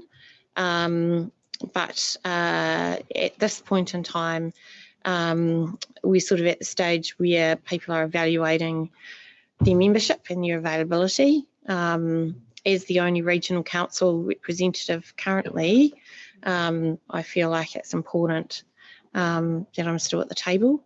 And so far I've been able to manage that. Much. Gary, and then Kate. I think maybe that very last statement you just made actually might be covering my question, but it was just given what our council has underway at the moment and the immense workload that is on you, are you able to cope with that? Because this council is probably a bit different to some of the other regional councils around there, and while it's very important to have regional council representation there, you are possibly overloaded with work as well. No, I wouldn't say. I mean, as far as I'm aware, there's nothing that I'm dropping the ball on. So I'm comfortable that I can still do that. I often do the Three Waters prep in my own time, and to make sure that I'm able to contribute. And I think it's important that there's an understanding, and I think there's an advantage to having an understanding of that reform, so that we can appreciate what it means for our communities, even though you might argue that as regional councils we're not directly involved, except to say, of course, that stormwater is still a very murky area and yet to be completely sort of put together in terms of how that's going to work, and that definitely affects us. Okay, thank you. Thank you. Kate. One hopes that stormwater isn't too murky, I think. But anyway, the question I have, and this goes back to Councillor Law's question to you about remuneration, and perhaps I should have asked it in the finance. While you're confident about attracting staff, are we paying substantially above what we had anticipated paying because of the inflationary effect of others looking for workers? Well, we are actually quite fortunate in that we had gone through job sizing and ranges and all of those sorts of things in the last couple of years. So we have been competitive and we remain competitive. We are just at the moment having a look at the differential between local government and the market as a whole. And we believe there's about a 3% difference in that. So the thing is that not all of our people are being poached to local government. We're competing with the market generally, which of course includes consultants and others who are at the moment, perhaps prepared to pay more. So we are looking at that. But no, I don't think that we are significantly out of step. And in fact, the other things that we've done around wellbeing and flexible work oftentimes are more important to new staff coming on than the salary offering. So also the other thing I'd say is recently we've had, and this is a little bit of a stab at the dark, but I think maybe something like 12 appointments, internal appointments, where people have either gone across the organisation or up inside the organisation, and that's also very attractive to staff in terms of being able to see that there's internal change and that we're willing to recruit and appoint internally as well. Often millenniums don't necessarily want to climb the ladder, but they certainly want that breadth of experience, and it's great that we can offer that. And that we live in a wonderful region. So thank you, that's great. Thanks, Sarah. I'll move that Sarah's report is noted, seconded by Gary. No further discussion. I'll put the motion. All those in favour, please say aye. Aye. Against, carried. So what I suggest now that we adjourn for about 15 minutes and reconvene 3:30, and we have one more public item, the code of conduct, to deal with, and then we'll move into non-public. I assume that works okay for the finance reconvening. We'll deal with our public excluded item and then eventually go back to finance. Feel good? So we stand adjourned. Thank you. Andrew, I'm sorry to intervene. I can't for the life of me find the code of conduct report. Can anybody help me? Could you repeat your question, please, Michael? Yeah, I can't find the code of conduct report, which I'm presumed has been distributed now. Can somebody help me, tell me where it is? You need to resync it. Yeah, I've done that. In the supplementary paper, council supplementary paper. So if you resync the paper, I'll email it. Okay, that'd be good. Yeah, that's all it is. I wonder if he's having the same. Councillor Decker, Diane will email you to help you with that. Okay, thank you very much. Thank you.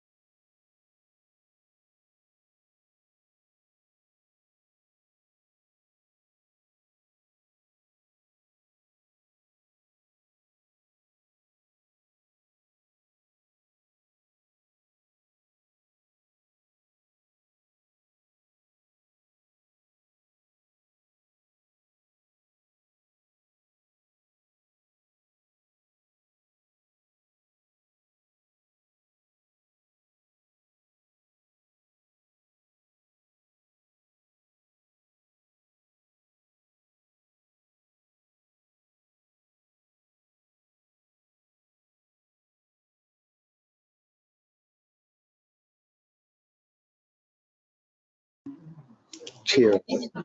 Oh, yeah, yeah. Welcome back, everybody. We are reconvening this council meeting. We have got with us at the other end of the table, Leanne Anderson, Dunedin-based solicitor or barrister, QC. I contacted Leanne to provide or to seek some legal advice to direct council with regards to the item code of conduct item, and particularly as an employer and also as an elected member around the table. I wanted to ensure that due process was followed. So welcome, Len. I understand that your advice has been circulated. I understand. I think I've got a hard copy, electronic, and you've also got a hard copy. Okay, excellent. Thank you. So we've got the investigators' conclusion in front of us. Sorry, I've just had some electronic issues and I can't get into Diligent because I've forgotten my password. Long story. So I've just gone back to the investigators' report that was circulated by Amanda to me around about a week or so ago. But I haven't got Amanda's covering paper in front of me. So Amanda, I think I should hand over to you just to introduce your cover. Beg your pardon? Would you like to borrow an iPad with it in? Or you? I can log in now. And this is the new password. Yes, Untitled Chapter. Is Councillor Deaker hitched up? Here for a while. There's two, doesn't it? Or is that? Oh, okay. Yes, I am. Thank you. I'm here. Okay, cool.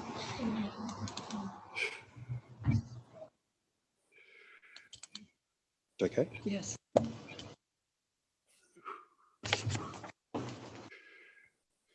You don't happen to have a hard copy of your covering? No, but I can print one off for you.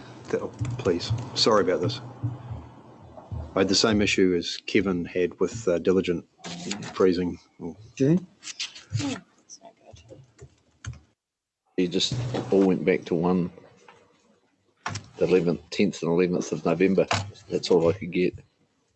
Yeah, it's all right now, but I've got to resync everything. But yep. At least they'll know how to fix it if it happens elsewhere. That's yeah.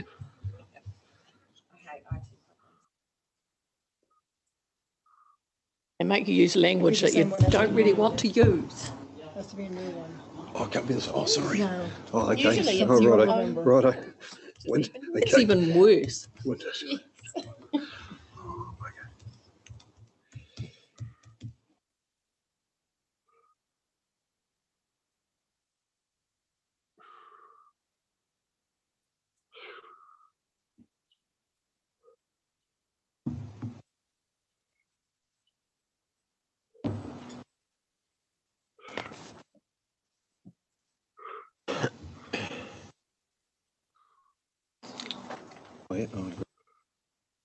So you need to sync it.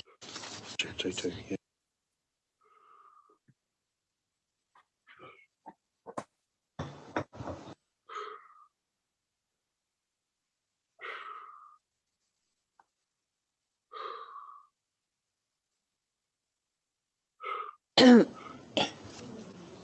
Deep breathing. Be Michael. Yes. No. Awesome. Apologies. So everyone's got the report that's been circulated by Amanda in front of you? Yes? Could we have those, the hard copy of Len's evidence, just so that you've got it with you? A different thing. This is the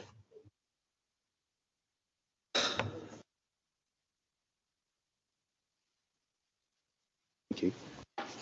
So essentially, the covering report covers off why we're here, We've obviously received a conclusion from the investigator,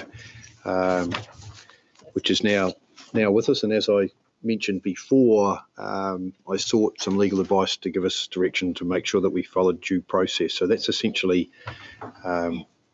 where things are at. And the recommendation in front of us is to essentially note the report.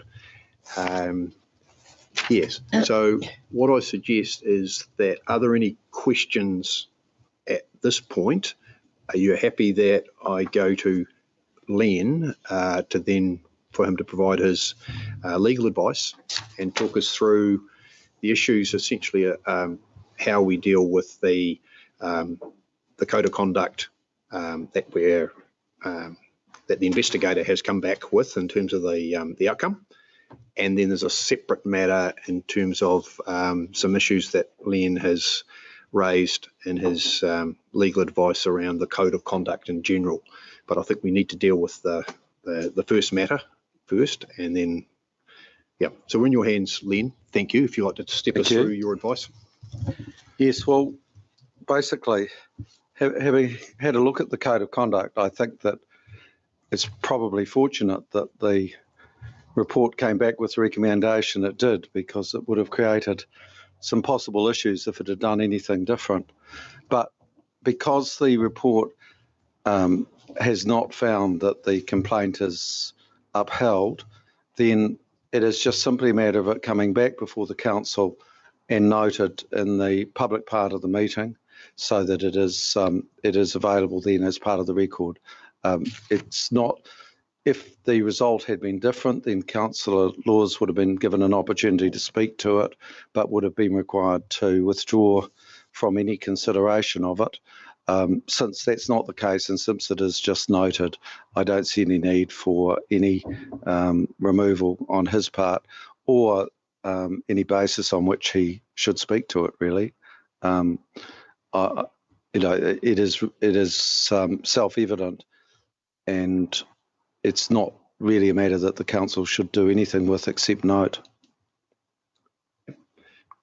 Any questions and queries for Len at this stage? And remember, we're just focusing on the investigation, code of conduct, potential breach, which there isn't. Okay, Hillary. But I'm not sure whether it's for Len, but I presume that. Hillary, your microphone doesn't seem to be. Since the investigation report ought to be held and is being held in public, and the recommendation is that we note it, I take it the complaint is also a public document, or should, I mean, it's not in some respects our document, but it's a public document that is available to. It comes back with the report, so that the complaint is part. The way in which the code of conduct is set up is that if the complaint is upheld, then you have the complaint plus the report. So it is logical when it's not upheld, then the complaint should be noted as part of the report, because although it is referred to in the report, it makes sense to have both documents. Thank you.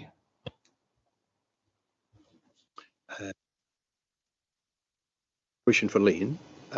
If either Michael or Sarah want to ask a question, have you got from a legal perspective, is there a... I don't see any difficulty. I mean, it's not that the council's going to decide anything, and that's really the whole point on which they would be disqualified for some reason or another. Okay, thank you. Michael? I guess the first issue would be the appendices to the report. What status do they have? And could they potentially be discovered under a Lagoima request? Well, yeah, that's a very difficult issue, because the report doesn't adopt them. So the way that I see it is that they're not in fact part of the report, and that it would be perhaps inviting. So I haven't seen them, but just from my impression of them, I would think that there is no need for them to be part of the record, and there is a risk that they might not be covered by the privilege that attaches to the report, if they're not deemed to be part of the report. So if that is the case, then they just fall within, they've been received by the council and they fall within the standard local government issues associated with it. And I imagine that they could be requested, but I think they would probably have to be quite heavily redacted. Can I just test you on that a little more? I'm looking at the last page of Dyberg's report, and it has on that very last page, so it's part of the report, attachments, and there are 1, 2, 3, 4, 5, 6, 7, 8, 9. Yes. There are 10 bullet points there. Yeah, I know that, and that's what made me wonder about it. But the point is that although they are referred to as attachments, there's nothing in the report that relates back to them.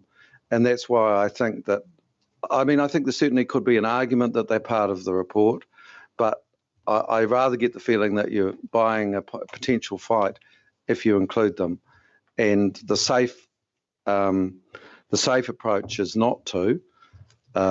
That's not to say that somebody might argue that they are part of the report, and if that's the case, then that's fine. But you know, I suppose lawyers are a bit risk averse in terms of these things, and that's the approach that I would take, is to as to not do it. And if somebody wants to argue about it, let them argue it, but at least you haven't made it freely available. And the next part is, who does the report belong to? Let me explain. The complainant, the defendant, have received this report both in draft and in final version before the Otago Regional Council. I'm assuming, therefore, that Sarah and myself owned the report as well as the ORC. No, the report is a public document, isn't it? Because it will be made a public document. So I don't know that it is appropriate to talk about it as ownership, but certainly it's the council that has the control over it. I mean, the reason that it is given beforehand is to give an opportunity to correct any matters or deal with any matters before the council receives the final report. But I mean, the council pays for it. And if you start to think about it in those terms, I don't imagine either would be very pleased if it thought the bill should be divided 3 ways. So, you know, it is the council's report. Except if I was a defendant in a criminal or a civil case, I would still be eligible for all the papers that are attached to it. Well, it depends what you have to. It depends what you have to defend, because the report speaks for itself in terms of its conclusions, and it is protected by qualified privilege. So nobody could sue you in respect of the report. If there is some action in respect of something else that relates to that, then whether or not the report is relevant would be a matter of evidence, because it would only be admissible if it was relevant as evidence. But I mean, the point is that any statements made to the investigator are covered as part of that qualified privilege, because it is done for that purpose. Right. If the statements are otherwise published, then with defamation, it is publication that is actionable. So the point is that if something was said that was defamatory, then it would have to be published to somebody else. And if it was published to somebody else, then that publication could well be actionable, because qualified privilege relates to a particular situation. So you can say stuff in here, as long as you're not actuated by malice, that you can't say outside. So if you think about it in terms of Winston Peters being taunted to make the same statement outside Parliament, that applies to this sort of stuff too.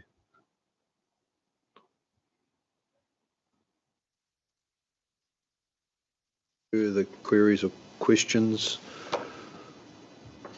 If not, just picking up on the point that Hillary made. Oh, sorry, Brian. I was going to say something, but it wasn't a question. Okay, I just wanted to check that the recommendation that we note the report, do we also include that we need to note the complaint? Is that what you? Yes, that's what should happen. It should just be noted.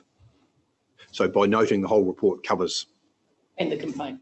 Which and the complaint, yes. So perhaps you could amend it to note the complaint and the report to be specific. I think that's probably a better way of putting it. The complaint and the report. Okay, thank you, Brian. Yeah, sure. Thank you. I just wanted to say three brief points, if I may. Point number one, I acknowledge this outcome and Councillor Law's rights regarding freedom of speech is noted in this report and don't want to diminish that in any way. Point number two, I thank our CE for endeavouring to do her best for our staff. Point number three, 8.2 on this report says that while I have found Councillor Law's comments do not breach the code of conduct, I observed some of Councillor Law's comments were discourteous and inflammatory. Concerns can be expressed professionally without the need to publicly call a piece of work crap or bogus.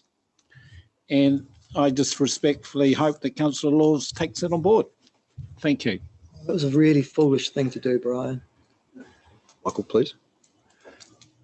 Any further comment? Oh, wait on. I'm entitled to a response, aren't I? Now? Well, we're not going to relitigate what we've got in front of us. This is a report that we're noting.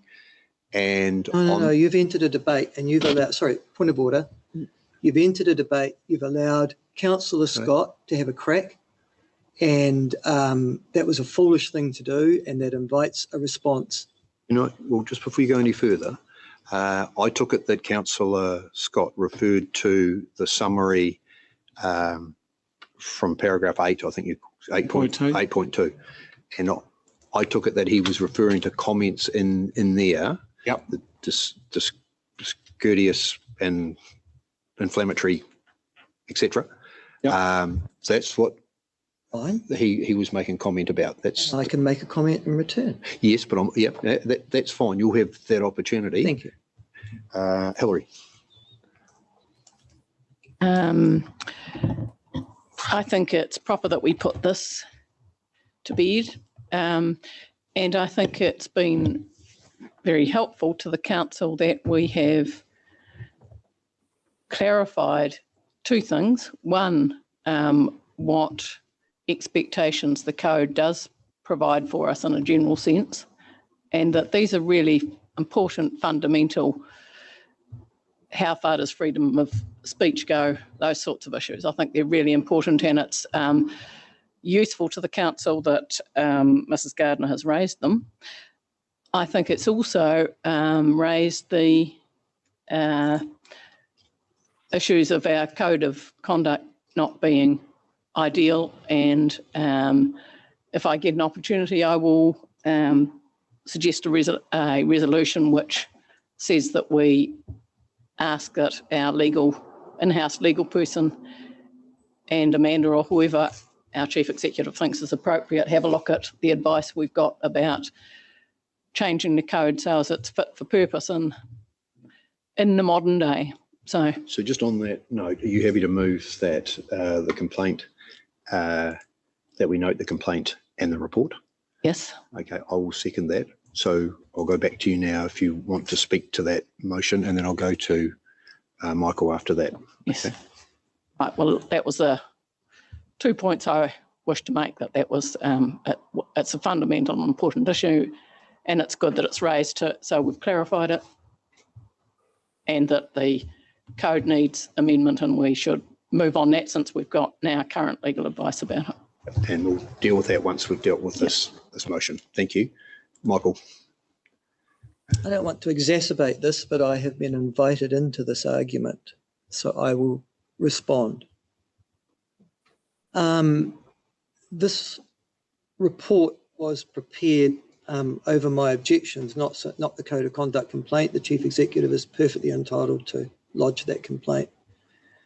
but in employing a black letter employment lawyer from Wellington to do this review, my concern was always that the public law aspects of this would not be appreciated. And in some ways that's been proven true in this report. What I do note from Marie Dyberg in her report is that she eschews the idea of entering the factual background or of under which my comments were made, and instead decides to see whether or not those comments breached the code of conduct. She then takes the moral stance of great aunt Prudence and suggests that two words that are in the Kiwi vernacular, crap and bogus, are somehow discourteous, when she noted in her preliminary report that on the issue of Manuhira Care, she actually didn't see a reason for investigating, but was going to do it anyhow. I'm scathing of this report. I know it has found me in the common vernacular not guilty, but the way in which it was conducted and the way in which codes of conduct are applied throughout local government in New Zealand means that freedom of speech and the ability to represent your constituents, Brian, and use words that they would use in their everyday vernacular would be denied otherwise. And I reject that absolutely. So I'm not going to get into an argument about what I said, but I am going to say this, that if I believe that there has been unprofessional conduct, then I will intend to point that out. And I will continue to do so in my role as an elected member. But for Marie Dyberg to suggest that... It's actually Steph Dyberg. Steph, sorry, not, Marie's a mother. Steph Dyberg to suggest that those two words are discourteous is just a nonsense in my view. I think what was discourteous was the action that led to me having to make those comments. So what I don't want... That's right, I finished now, but I just wanted to answer... Okay, so and for the record, the approach and appointment of the investigator, the CE had nothing to do with that. That was no. I'm just for the record. I'm just for the record. I know that. So that was instigated through discussion between myself and Amanda. Are there any further speakers? If not, I'll put the motion. All those in favour? Sorry, I did. Yeah, look, the only thing I'd say on this whole thing is that of something that has gained so much traction, I've got no what am I going to say? I've got no problem with the traction that has happened. It's a matter that needed to be, that's been dealt with. But the timing of to receive a report like this and then to all of a sudden have to consider and think about it in split second, I just find that a bit, that's the sort of stuff that does cause people to say golly gosh and all sorts of things, because it's, and if it's for the expedience of press, whatever, while press can simply wait. And yeah, I just feel this is all a wee bit rushed really. I just don't think it needs to be, if we want a good discussion on things, well, like anything, we need the appropriate sort of time frame. So that's all I'd say. But now trying to read it, job's done. Thank you. Give us time. Thank you. I'll just ask Sarah if she'd like to make a comment. Sarah. Thank you. I would, and I'd just like to actually just read a statement that I'll issue later today. So I fully accept the outcome of the Code of Conduct investigation into public comments made by Council Laws, and I appreciate that the investigator has noted the validity of my action to protect health and safety of my staff and the organisation. It is reassuring that the investigator found my concerns were genuine and valid, even though it was not upheld. After consulting the chair and as the only one under the Code of Conduct designated to be able to make such a complaint, it was important for me to test the Code of Conduct as the appropriate place to air these concerns and ensure these consequences and impacts to staff were at the very least thought about. I'm satisfied that the complaint has achieved that.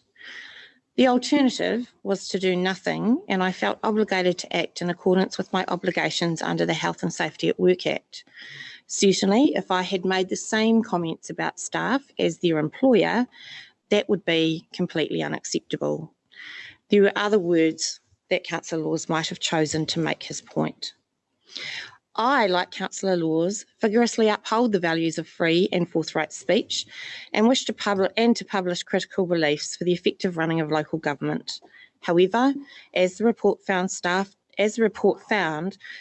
do not have the same freedoms for making public comment and defending themselves. I agree with the report where it notes that Councillor Law's words were discourteous and inflammatory. Given I have raised several times aggressive incidents affecting my staff, again I felt the need to manage this health and safety risk. These people are staff, but they are also parents, children and siblings. They are part of our community. There is a place for forthright language, although not when it impacts people's personal lives and well-being on and off the job. And I will continue to safeguard the health and safety of staff. And I look forward to working with Councillor Laws in the future. Thank you, Sarah. If no further speakers, I will put the motion. All those in favour, please say aye. Against? Carried. Thank you very much, Len. So can we now move on to the Code of Conduct document?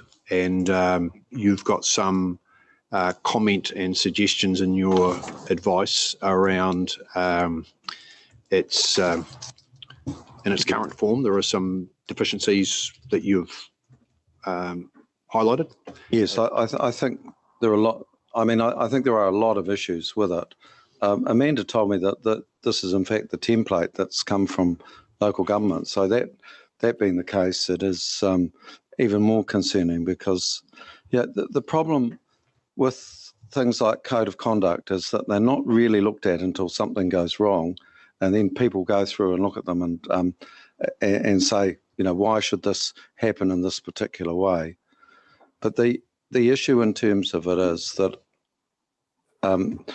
it's for you to decide what conduct is acceptable. And I think this is the first point that's made, so that as a group, you have to decide what is the conduct that's appropriate. And I haven't gone into that at all. And then once that is decided, it needs a 75% majority to change it.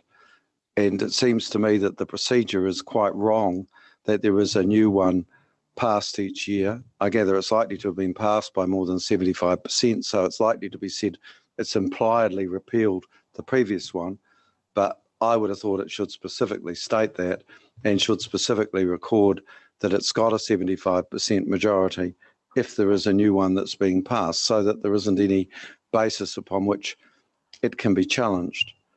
Now, you need to think as councillors, who is going to determine your complaints? Because if the chair had chosen in this case to deal with it, basically, and I personally, I think it is quite right that your chair refused to do so. It puts the chair in an impossible position because, you know, on one hand, they're leading a council, and on the other hand, they're expected to make that sort of decision, irrespective of what it is, that puts the chair in a very difficult position.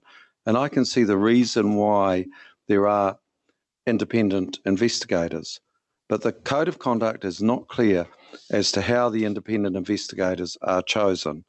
There is a footnote that refers to adjudicators, and this has been taken in practice to mean that the chief executive, I think the general practice has been that the chief executives of the various council get together and appoint a panel. There is some consultation with the incoming mayor, and the issue that you face with that is that I note that you referred to an employment lawyer, was it Councillor Laws did in terms of it, but some of the people on it are retired chief executives of council, which creates a very difficult situation if you have a chief executive of a council determining a situation where the complaint is made by that chief executive. Remember, the complaint can only be made by two categories of people, either by the chief executive or by another councillor. So they are the only people. Sorry? Another councillor. Yes. Yeah, another councillor. Yes. So you can all make a complaint, and if a councillor makes a complaint to the chief executive, she's got no choice as to what to do with it. It's just got to go on. So she has solely an administrative role in terms of that, of handling any complaints. So it seems to me that if you are happy for this type of panel arrangement to continue, then that should be specifically stated in the Code of Conduct, not interpreted from a footnote that there is delegated authority, because that's what is relied upon to do it, is the delegation that's included in the footnote, or you approve the panel yourself, which I would have thought is the better approach, since these are people that are having a say in respect of matters that affect your conduct in particular. And the second thing that I would say is that it needs to be clear what the investigator is doing. So the two-stage process seems to be a good process, where firstly the investigator decides whether the complaint is of any real moment. What disturbs me about your current rule is that even if the complaint is found to be, and we'll find the words, but see, even if the complaint is assessed to be trivial, frivolous or minor, then particularly when the chair is looking after it, then the chair still has power to require an apology or whatever. And I must say that as an outsider looking in, I cannot imagine why you would want to have to make an apology for something that is trivial or minor, or perhaps even vexatious in terms of it, where the complaint is not upheld. And it seems here we've got the two tracks, because if it goes to the chair, then there's certain powers with respect to that, whereas if it goes to the independent investigator and makes the preliminary assessment, you will see that the chief executive, if it determines its complaint, inform the complainant and all the members of it, and basically it doesn't say in your code of conduct that the investigator has the power to dismiss it, which is what it did in the previous one. It just sort of goes into a sort of a limbo. But it seems to me that if the complaint is trivial, etc., then it should just be dismissed, because that's before really there is any public. The way I understand the code is that the reason you have this preliminary thing is because if there is nothing in the complaint, then there's no publicity to it, it's just gone away. But once there is a determination that the complaint is material, then it goes on to a different track. Now, I'm a bit concerned about the wording of the code, because it almost suggests that the preliminary investigation decides whether the complaint is material, when it isn't a proper investigation. The proper investigation isn't carried out until after that. And Stephanie Dyberg did the right approach by saying whether it was arguably so. So that's the first step. Is it should be dismissed, or it's arguably is taken further? And then once it's taken further, it seems to me that the appropriate person to decide the complaint is the council after hearing the report, after receiving the report. So the investigator is doing the investigation and providing a report to the council. The alternative is that you give the investigator adjudicative powers to decide whether there is a breach or not, and the council really just decides the penalty. So it's one or the other, but I would have thought that the better way is that the investigator reports to the council, because after all, you are ruling on the conduct that is acceptable to you as a group. And, you know, your view may differ from the investigator, because while the investigator can make the report and provide it to you, it's ultimately you that decides, or should decide, what conduct is acceptable in respect of future, you know, of your fellow councillors, if in fact it is found to be material. So I have suggested in my letter a number of factors which should be looked at and considered. Obviously not now, but I've identified what I see as issues associated with it, and I have included the 2016 and 2019 versions, the relevant parts of them, so you can see the points that I am doing. But I suggest that you need to be clear who appoints the panel. You need to be clear to decide what is the preliminary investigation, because to me it should just be whether it is arguably, it's just a once over lightly, not a proper investigation. And then you also need to be clear as to who dismisses the complaints if it's got past that stage. And it seems to me that it should probably be the council, just as if the council determines it, if it it should be, if it's dismissed, it comes to the council and noted. If it is upheld, it comes to the council, who then decide whether whether there has been a breach, and if so, what penalty. And that should be a two-stage process, basically, because there should first be a decision as to whether the council accepts as a breach. And I would have suggested, if I was writing it, that there then be the following meeting, there be a discussion about penalty, so that there is time to consider it, and it is not something that is just thrown along with the consideration of the breach. You see there's very limited things that can be done in terms of penalties. And the one that I'm well aware of, because I acted for him, was the issue in terms of Lee Vandervis, where the penalty, I didn't act for him in that matter specifically, but I did generally, and the penalty really was that he had to withdraw from something that he was doing voluntarily. And you wonder if that had been delayed, so there was some consideration about it, whether that sort of decision might be something that, you know, who are you penalising if you're going to remove voluntary service, is a question that you very much ask in terms of that. So that's why I think that, you know, it needs sometimes a bit of reflection and a bit of consideration as to what the outcome should be. So I've identified those issues. Ultimately, it's a matter for you, but as I say, it's not something that people think about until it arises. I suspect you're rather fortunate, as I said at the beginning, in terms of the result, because any other result and you're potentially faced with litigation as to what the code of conduct means. And the best thing is, if you can look at it and clearly understand what it is, then you're going to be able to make it work. And it doesn't matter what it says, as long as you're happy with it and as long as it works in a coherent way. But I had difficulty understanding this. So, and I've had 40-something years of looking at legal documents.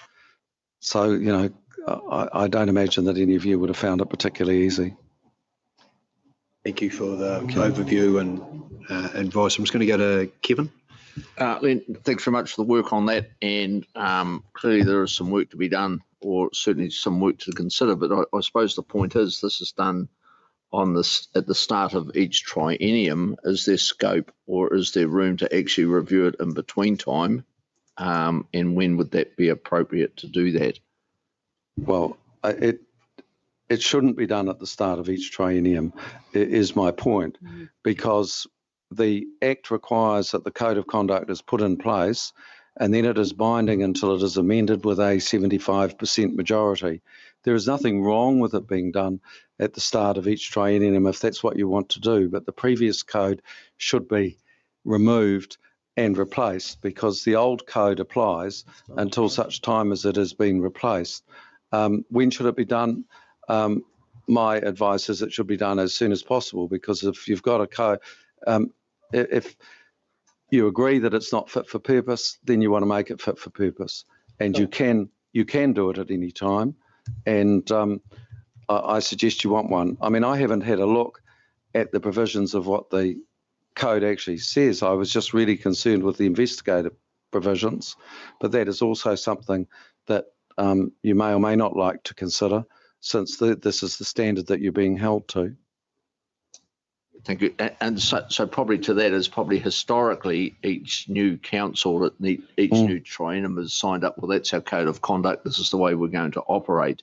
So it would be quite interesting to say, with like what you brought forward to us and our experience now of what we've just been through, is there a more appropriate time to actually, I understand why we do it at that time, and I think there's some really good merit around that, but we've found a bit of a hiccup, so perhaps we do need to review that in that light. And when would that be? I'm probably saying, when is that appropriate to do that? Oh, well, I mean, it went. I'll probably need Amanda or I agree with what you're saying. I'm just probably the physical timing of doing that, or Sarah. The only thing I was going to say, and Amanda can talk about what's on her work program and what would be possible, is that the Local Government Commission has expressed that they are looking into the code. They came to a regional sector group meeting, and they are looking at the code at the moment. So I'm wondering if we should make inquiries with them first to see what their progress is. Direction from that. Yeah. Happy to do that. Yeah. Can I just... I'm just going to go to Hillary first, then I'll come to Michael. Yep. Thank you, Sarah. My preference would be to move for a resolution that we look at it now and see if Amanda and Peter Kelleher can put something together that follows Len's advice with the some of his advice is options. You either go down this track or that track. So, but that you should do one or the other, not the whatever you've got in the meantime. I'd like to move a resolution to do that now, because I don't have any confidence that anybody who's big department who's looking into something will be doing anything in the near future. And if we get this right, having been raised for it, the cheapest and most efficient way of getting a fit for purpose code is to do it now, and then it can stay there through the next election. If they're happy with it, they can just keep it there until sometime when they might or might not. 75% of them get a rush of blood to the head and change it. So it can just keep going through. But when it's raised as a good time for an economical time to attend to something like this. I think for me is the fact that it's not fit for purpose now, and we run the risk going forward. Whatever potential risk that poses for us is something that we're aware of now. So yeah, I would be keen to do something sooner rather than later. Michael and Gary. You may remember at the start of this term that I raised the issue of saying that this is the wrong way to do things. And this is the second code of conduct I've been through in my local government career. Same outcome. But what a destructive outcome. What a destructive process. And really one that has no good end, whatever the outcome would be, guilty, not guilty, whatever. And you remember at the start of this process, and I want to raise this with you also, Len, about if there would not be an intermediate process before you go down it, some sort of mediation or conciliation between the parties in a particular case like this, that mediation could have occurred before you then went down into a confrontational situation where there had to be a verdict that satisfied one party or the other. I think all codes are bad, and they all will end up in a destructive way. And I'd like to float with you the idea then that you couldn't put a mediation process there before you got into the formal process. Yeah. That's a good idea. Yeah, and it's that's what you would expect in terms of. I must say, I am surprised that there isn't a mediation process, because that would seem to be a logical thing. If the matter was, if there was an independent mediator to try and get a resolution, then you are really avoiding that. Yeah. And ultimately, it's got to be a hell of a lot cheaper for the council, because even if you only resolve a small percentage of them, you don't have these enormous costs of these reports, which are very expensive. I don't want to go into the detail of the steps that we went through before we got to the. Yeah, but the point is that there is no legal reason why you can't have mediation. No. So what I'm trying to hang on. Thanks, Sarah. What I'm trying to say is, through this particular situation with Sarah and Michael, there was a step, and you would call it mediation. So there was certainly an attempt, but it was unsuccessful. So I just needed to, there was certainly a conversation held between myself and Michael. Not an independent mediation. Not an independent. No. But and the other thing is, there's a perverse financial incentive for the investigator to determine its material. I mean, it's a bizarre situation, but if they decide that it's material, then they can carry on and do the report and the investigation, get paid more money. It is an odd, I mean, there is as I said, there's a perverse incentive to say, yes, this is material, not trivial, and then carry on. And so that's why you've got to be careful as to your panel. You see, you've got to have a panel that you can trust in terms of doing the job properly. No, you make good points. Gary. I'd like to second Hillary's motion. I think we've had a circumstance. Our code of conduct has been found wanting. We have had some very sound advice that is relative to it. The sooner we are on with it, the better. I appreciate that at a higher level nationally, there might be some consideration of where these sit, but our one specifically is currently wanting, and that means that any future, if a near future code of conduct was taken again, we would be weighing it up against a wanting code of conduct. Yeah. So I think we should be underway with this ASAP. Just going to go back to thank you. So you've seconded the motion. So just to be clear, the motion is Hillary. I'm not sure whether we've got any wording. So you wanted that we request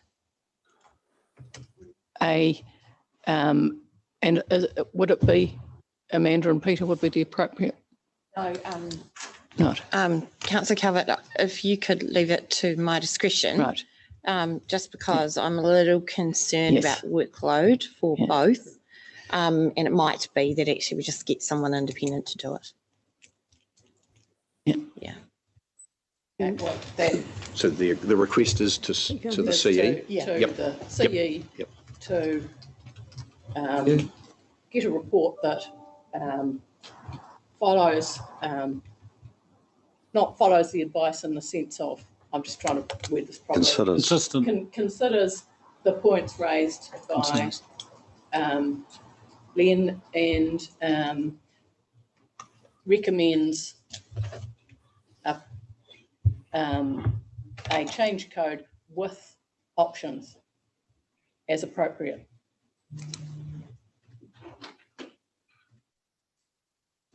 And with a time frame of the election. There's brought back to the first council meeting in February. Very good. We'll try. Report back by the end of February? No, it's a council meeting, just when they council meeting. Just that February, yeah.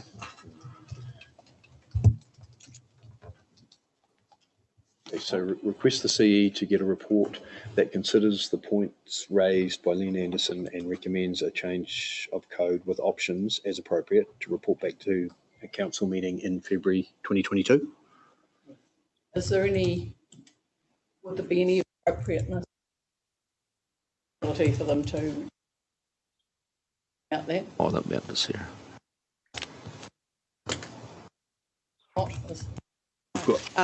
We just need to have a look at it. That's all. Yeah. This is a pretty good starting point. Yeah, I think. Yeah. Okay. Still with it. Okay, everyone's clear on the motion. Speakers, Kevin. Yeah. Look, I think that's a really good move. The only thing I would is that we do consider what LGA is doing, because there may be some really good work already done there. Hoping that there is really good work already done there. So if they've already progressing to the new way and it incorporated our advice, I'd be having a wee peek at that, because it's that might be mandated upon us anyway, and we know where the shortcomings are. So let's if Sarah or Amanda tracks that down, or whatever the CE wants to do. Yeah. And could that include a mediation option? Which isn't in Len's report, but. That's great. With regards to that request, Kevin, I assume Sarah, no, I don't need anything else. You'll track the LGMs. Yeah, that's cool. Can I just say something about mediation? Because mediation, two things. One, mediation has to be voluntary to work. And the second thing is that my experience with mediation is that you need an independent mediator. Yeah. If you want it to work, that's the thing that makes the difference in terms of it. And you see impossible situations getting resolved with the help of a skilled mediator. So if we include recommends code change with options, including possible mediation, a possible mediation clause. Yeah.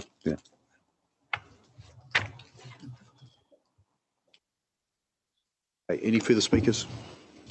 If not, I'll put the motion. All those in favour, please say aye. Aye. Against? Carried. Thank you very much, Len. Okay. Thank you very much, Amanda. Thank you, Sarah and Michael. Now, that concludes the public part of the council meeting. I will now move that. I've got this right. There's nothing else. Okay. So I now move that we move into non-public session. Gary, put the motion. All those in favour, please say aye. Aye. Against? Carried. So we're now in no. And public excluded.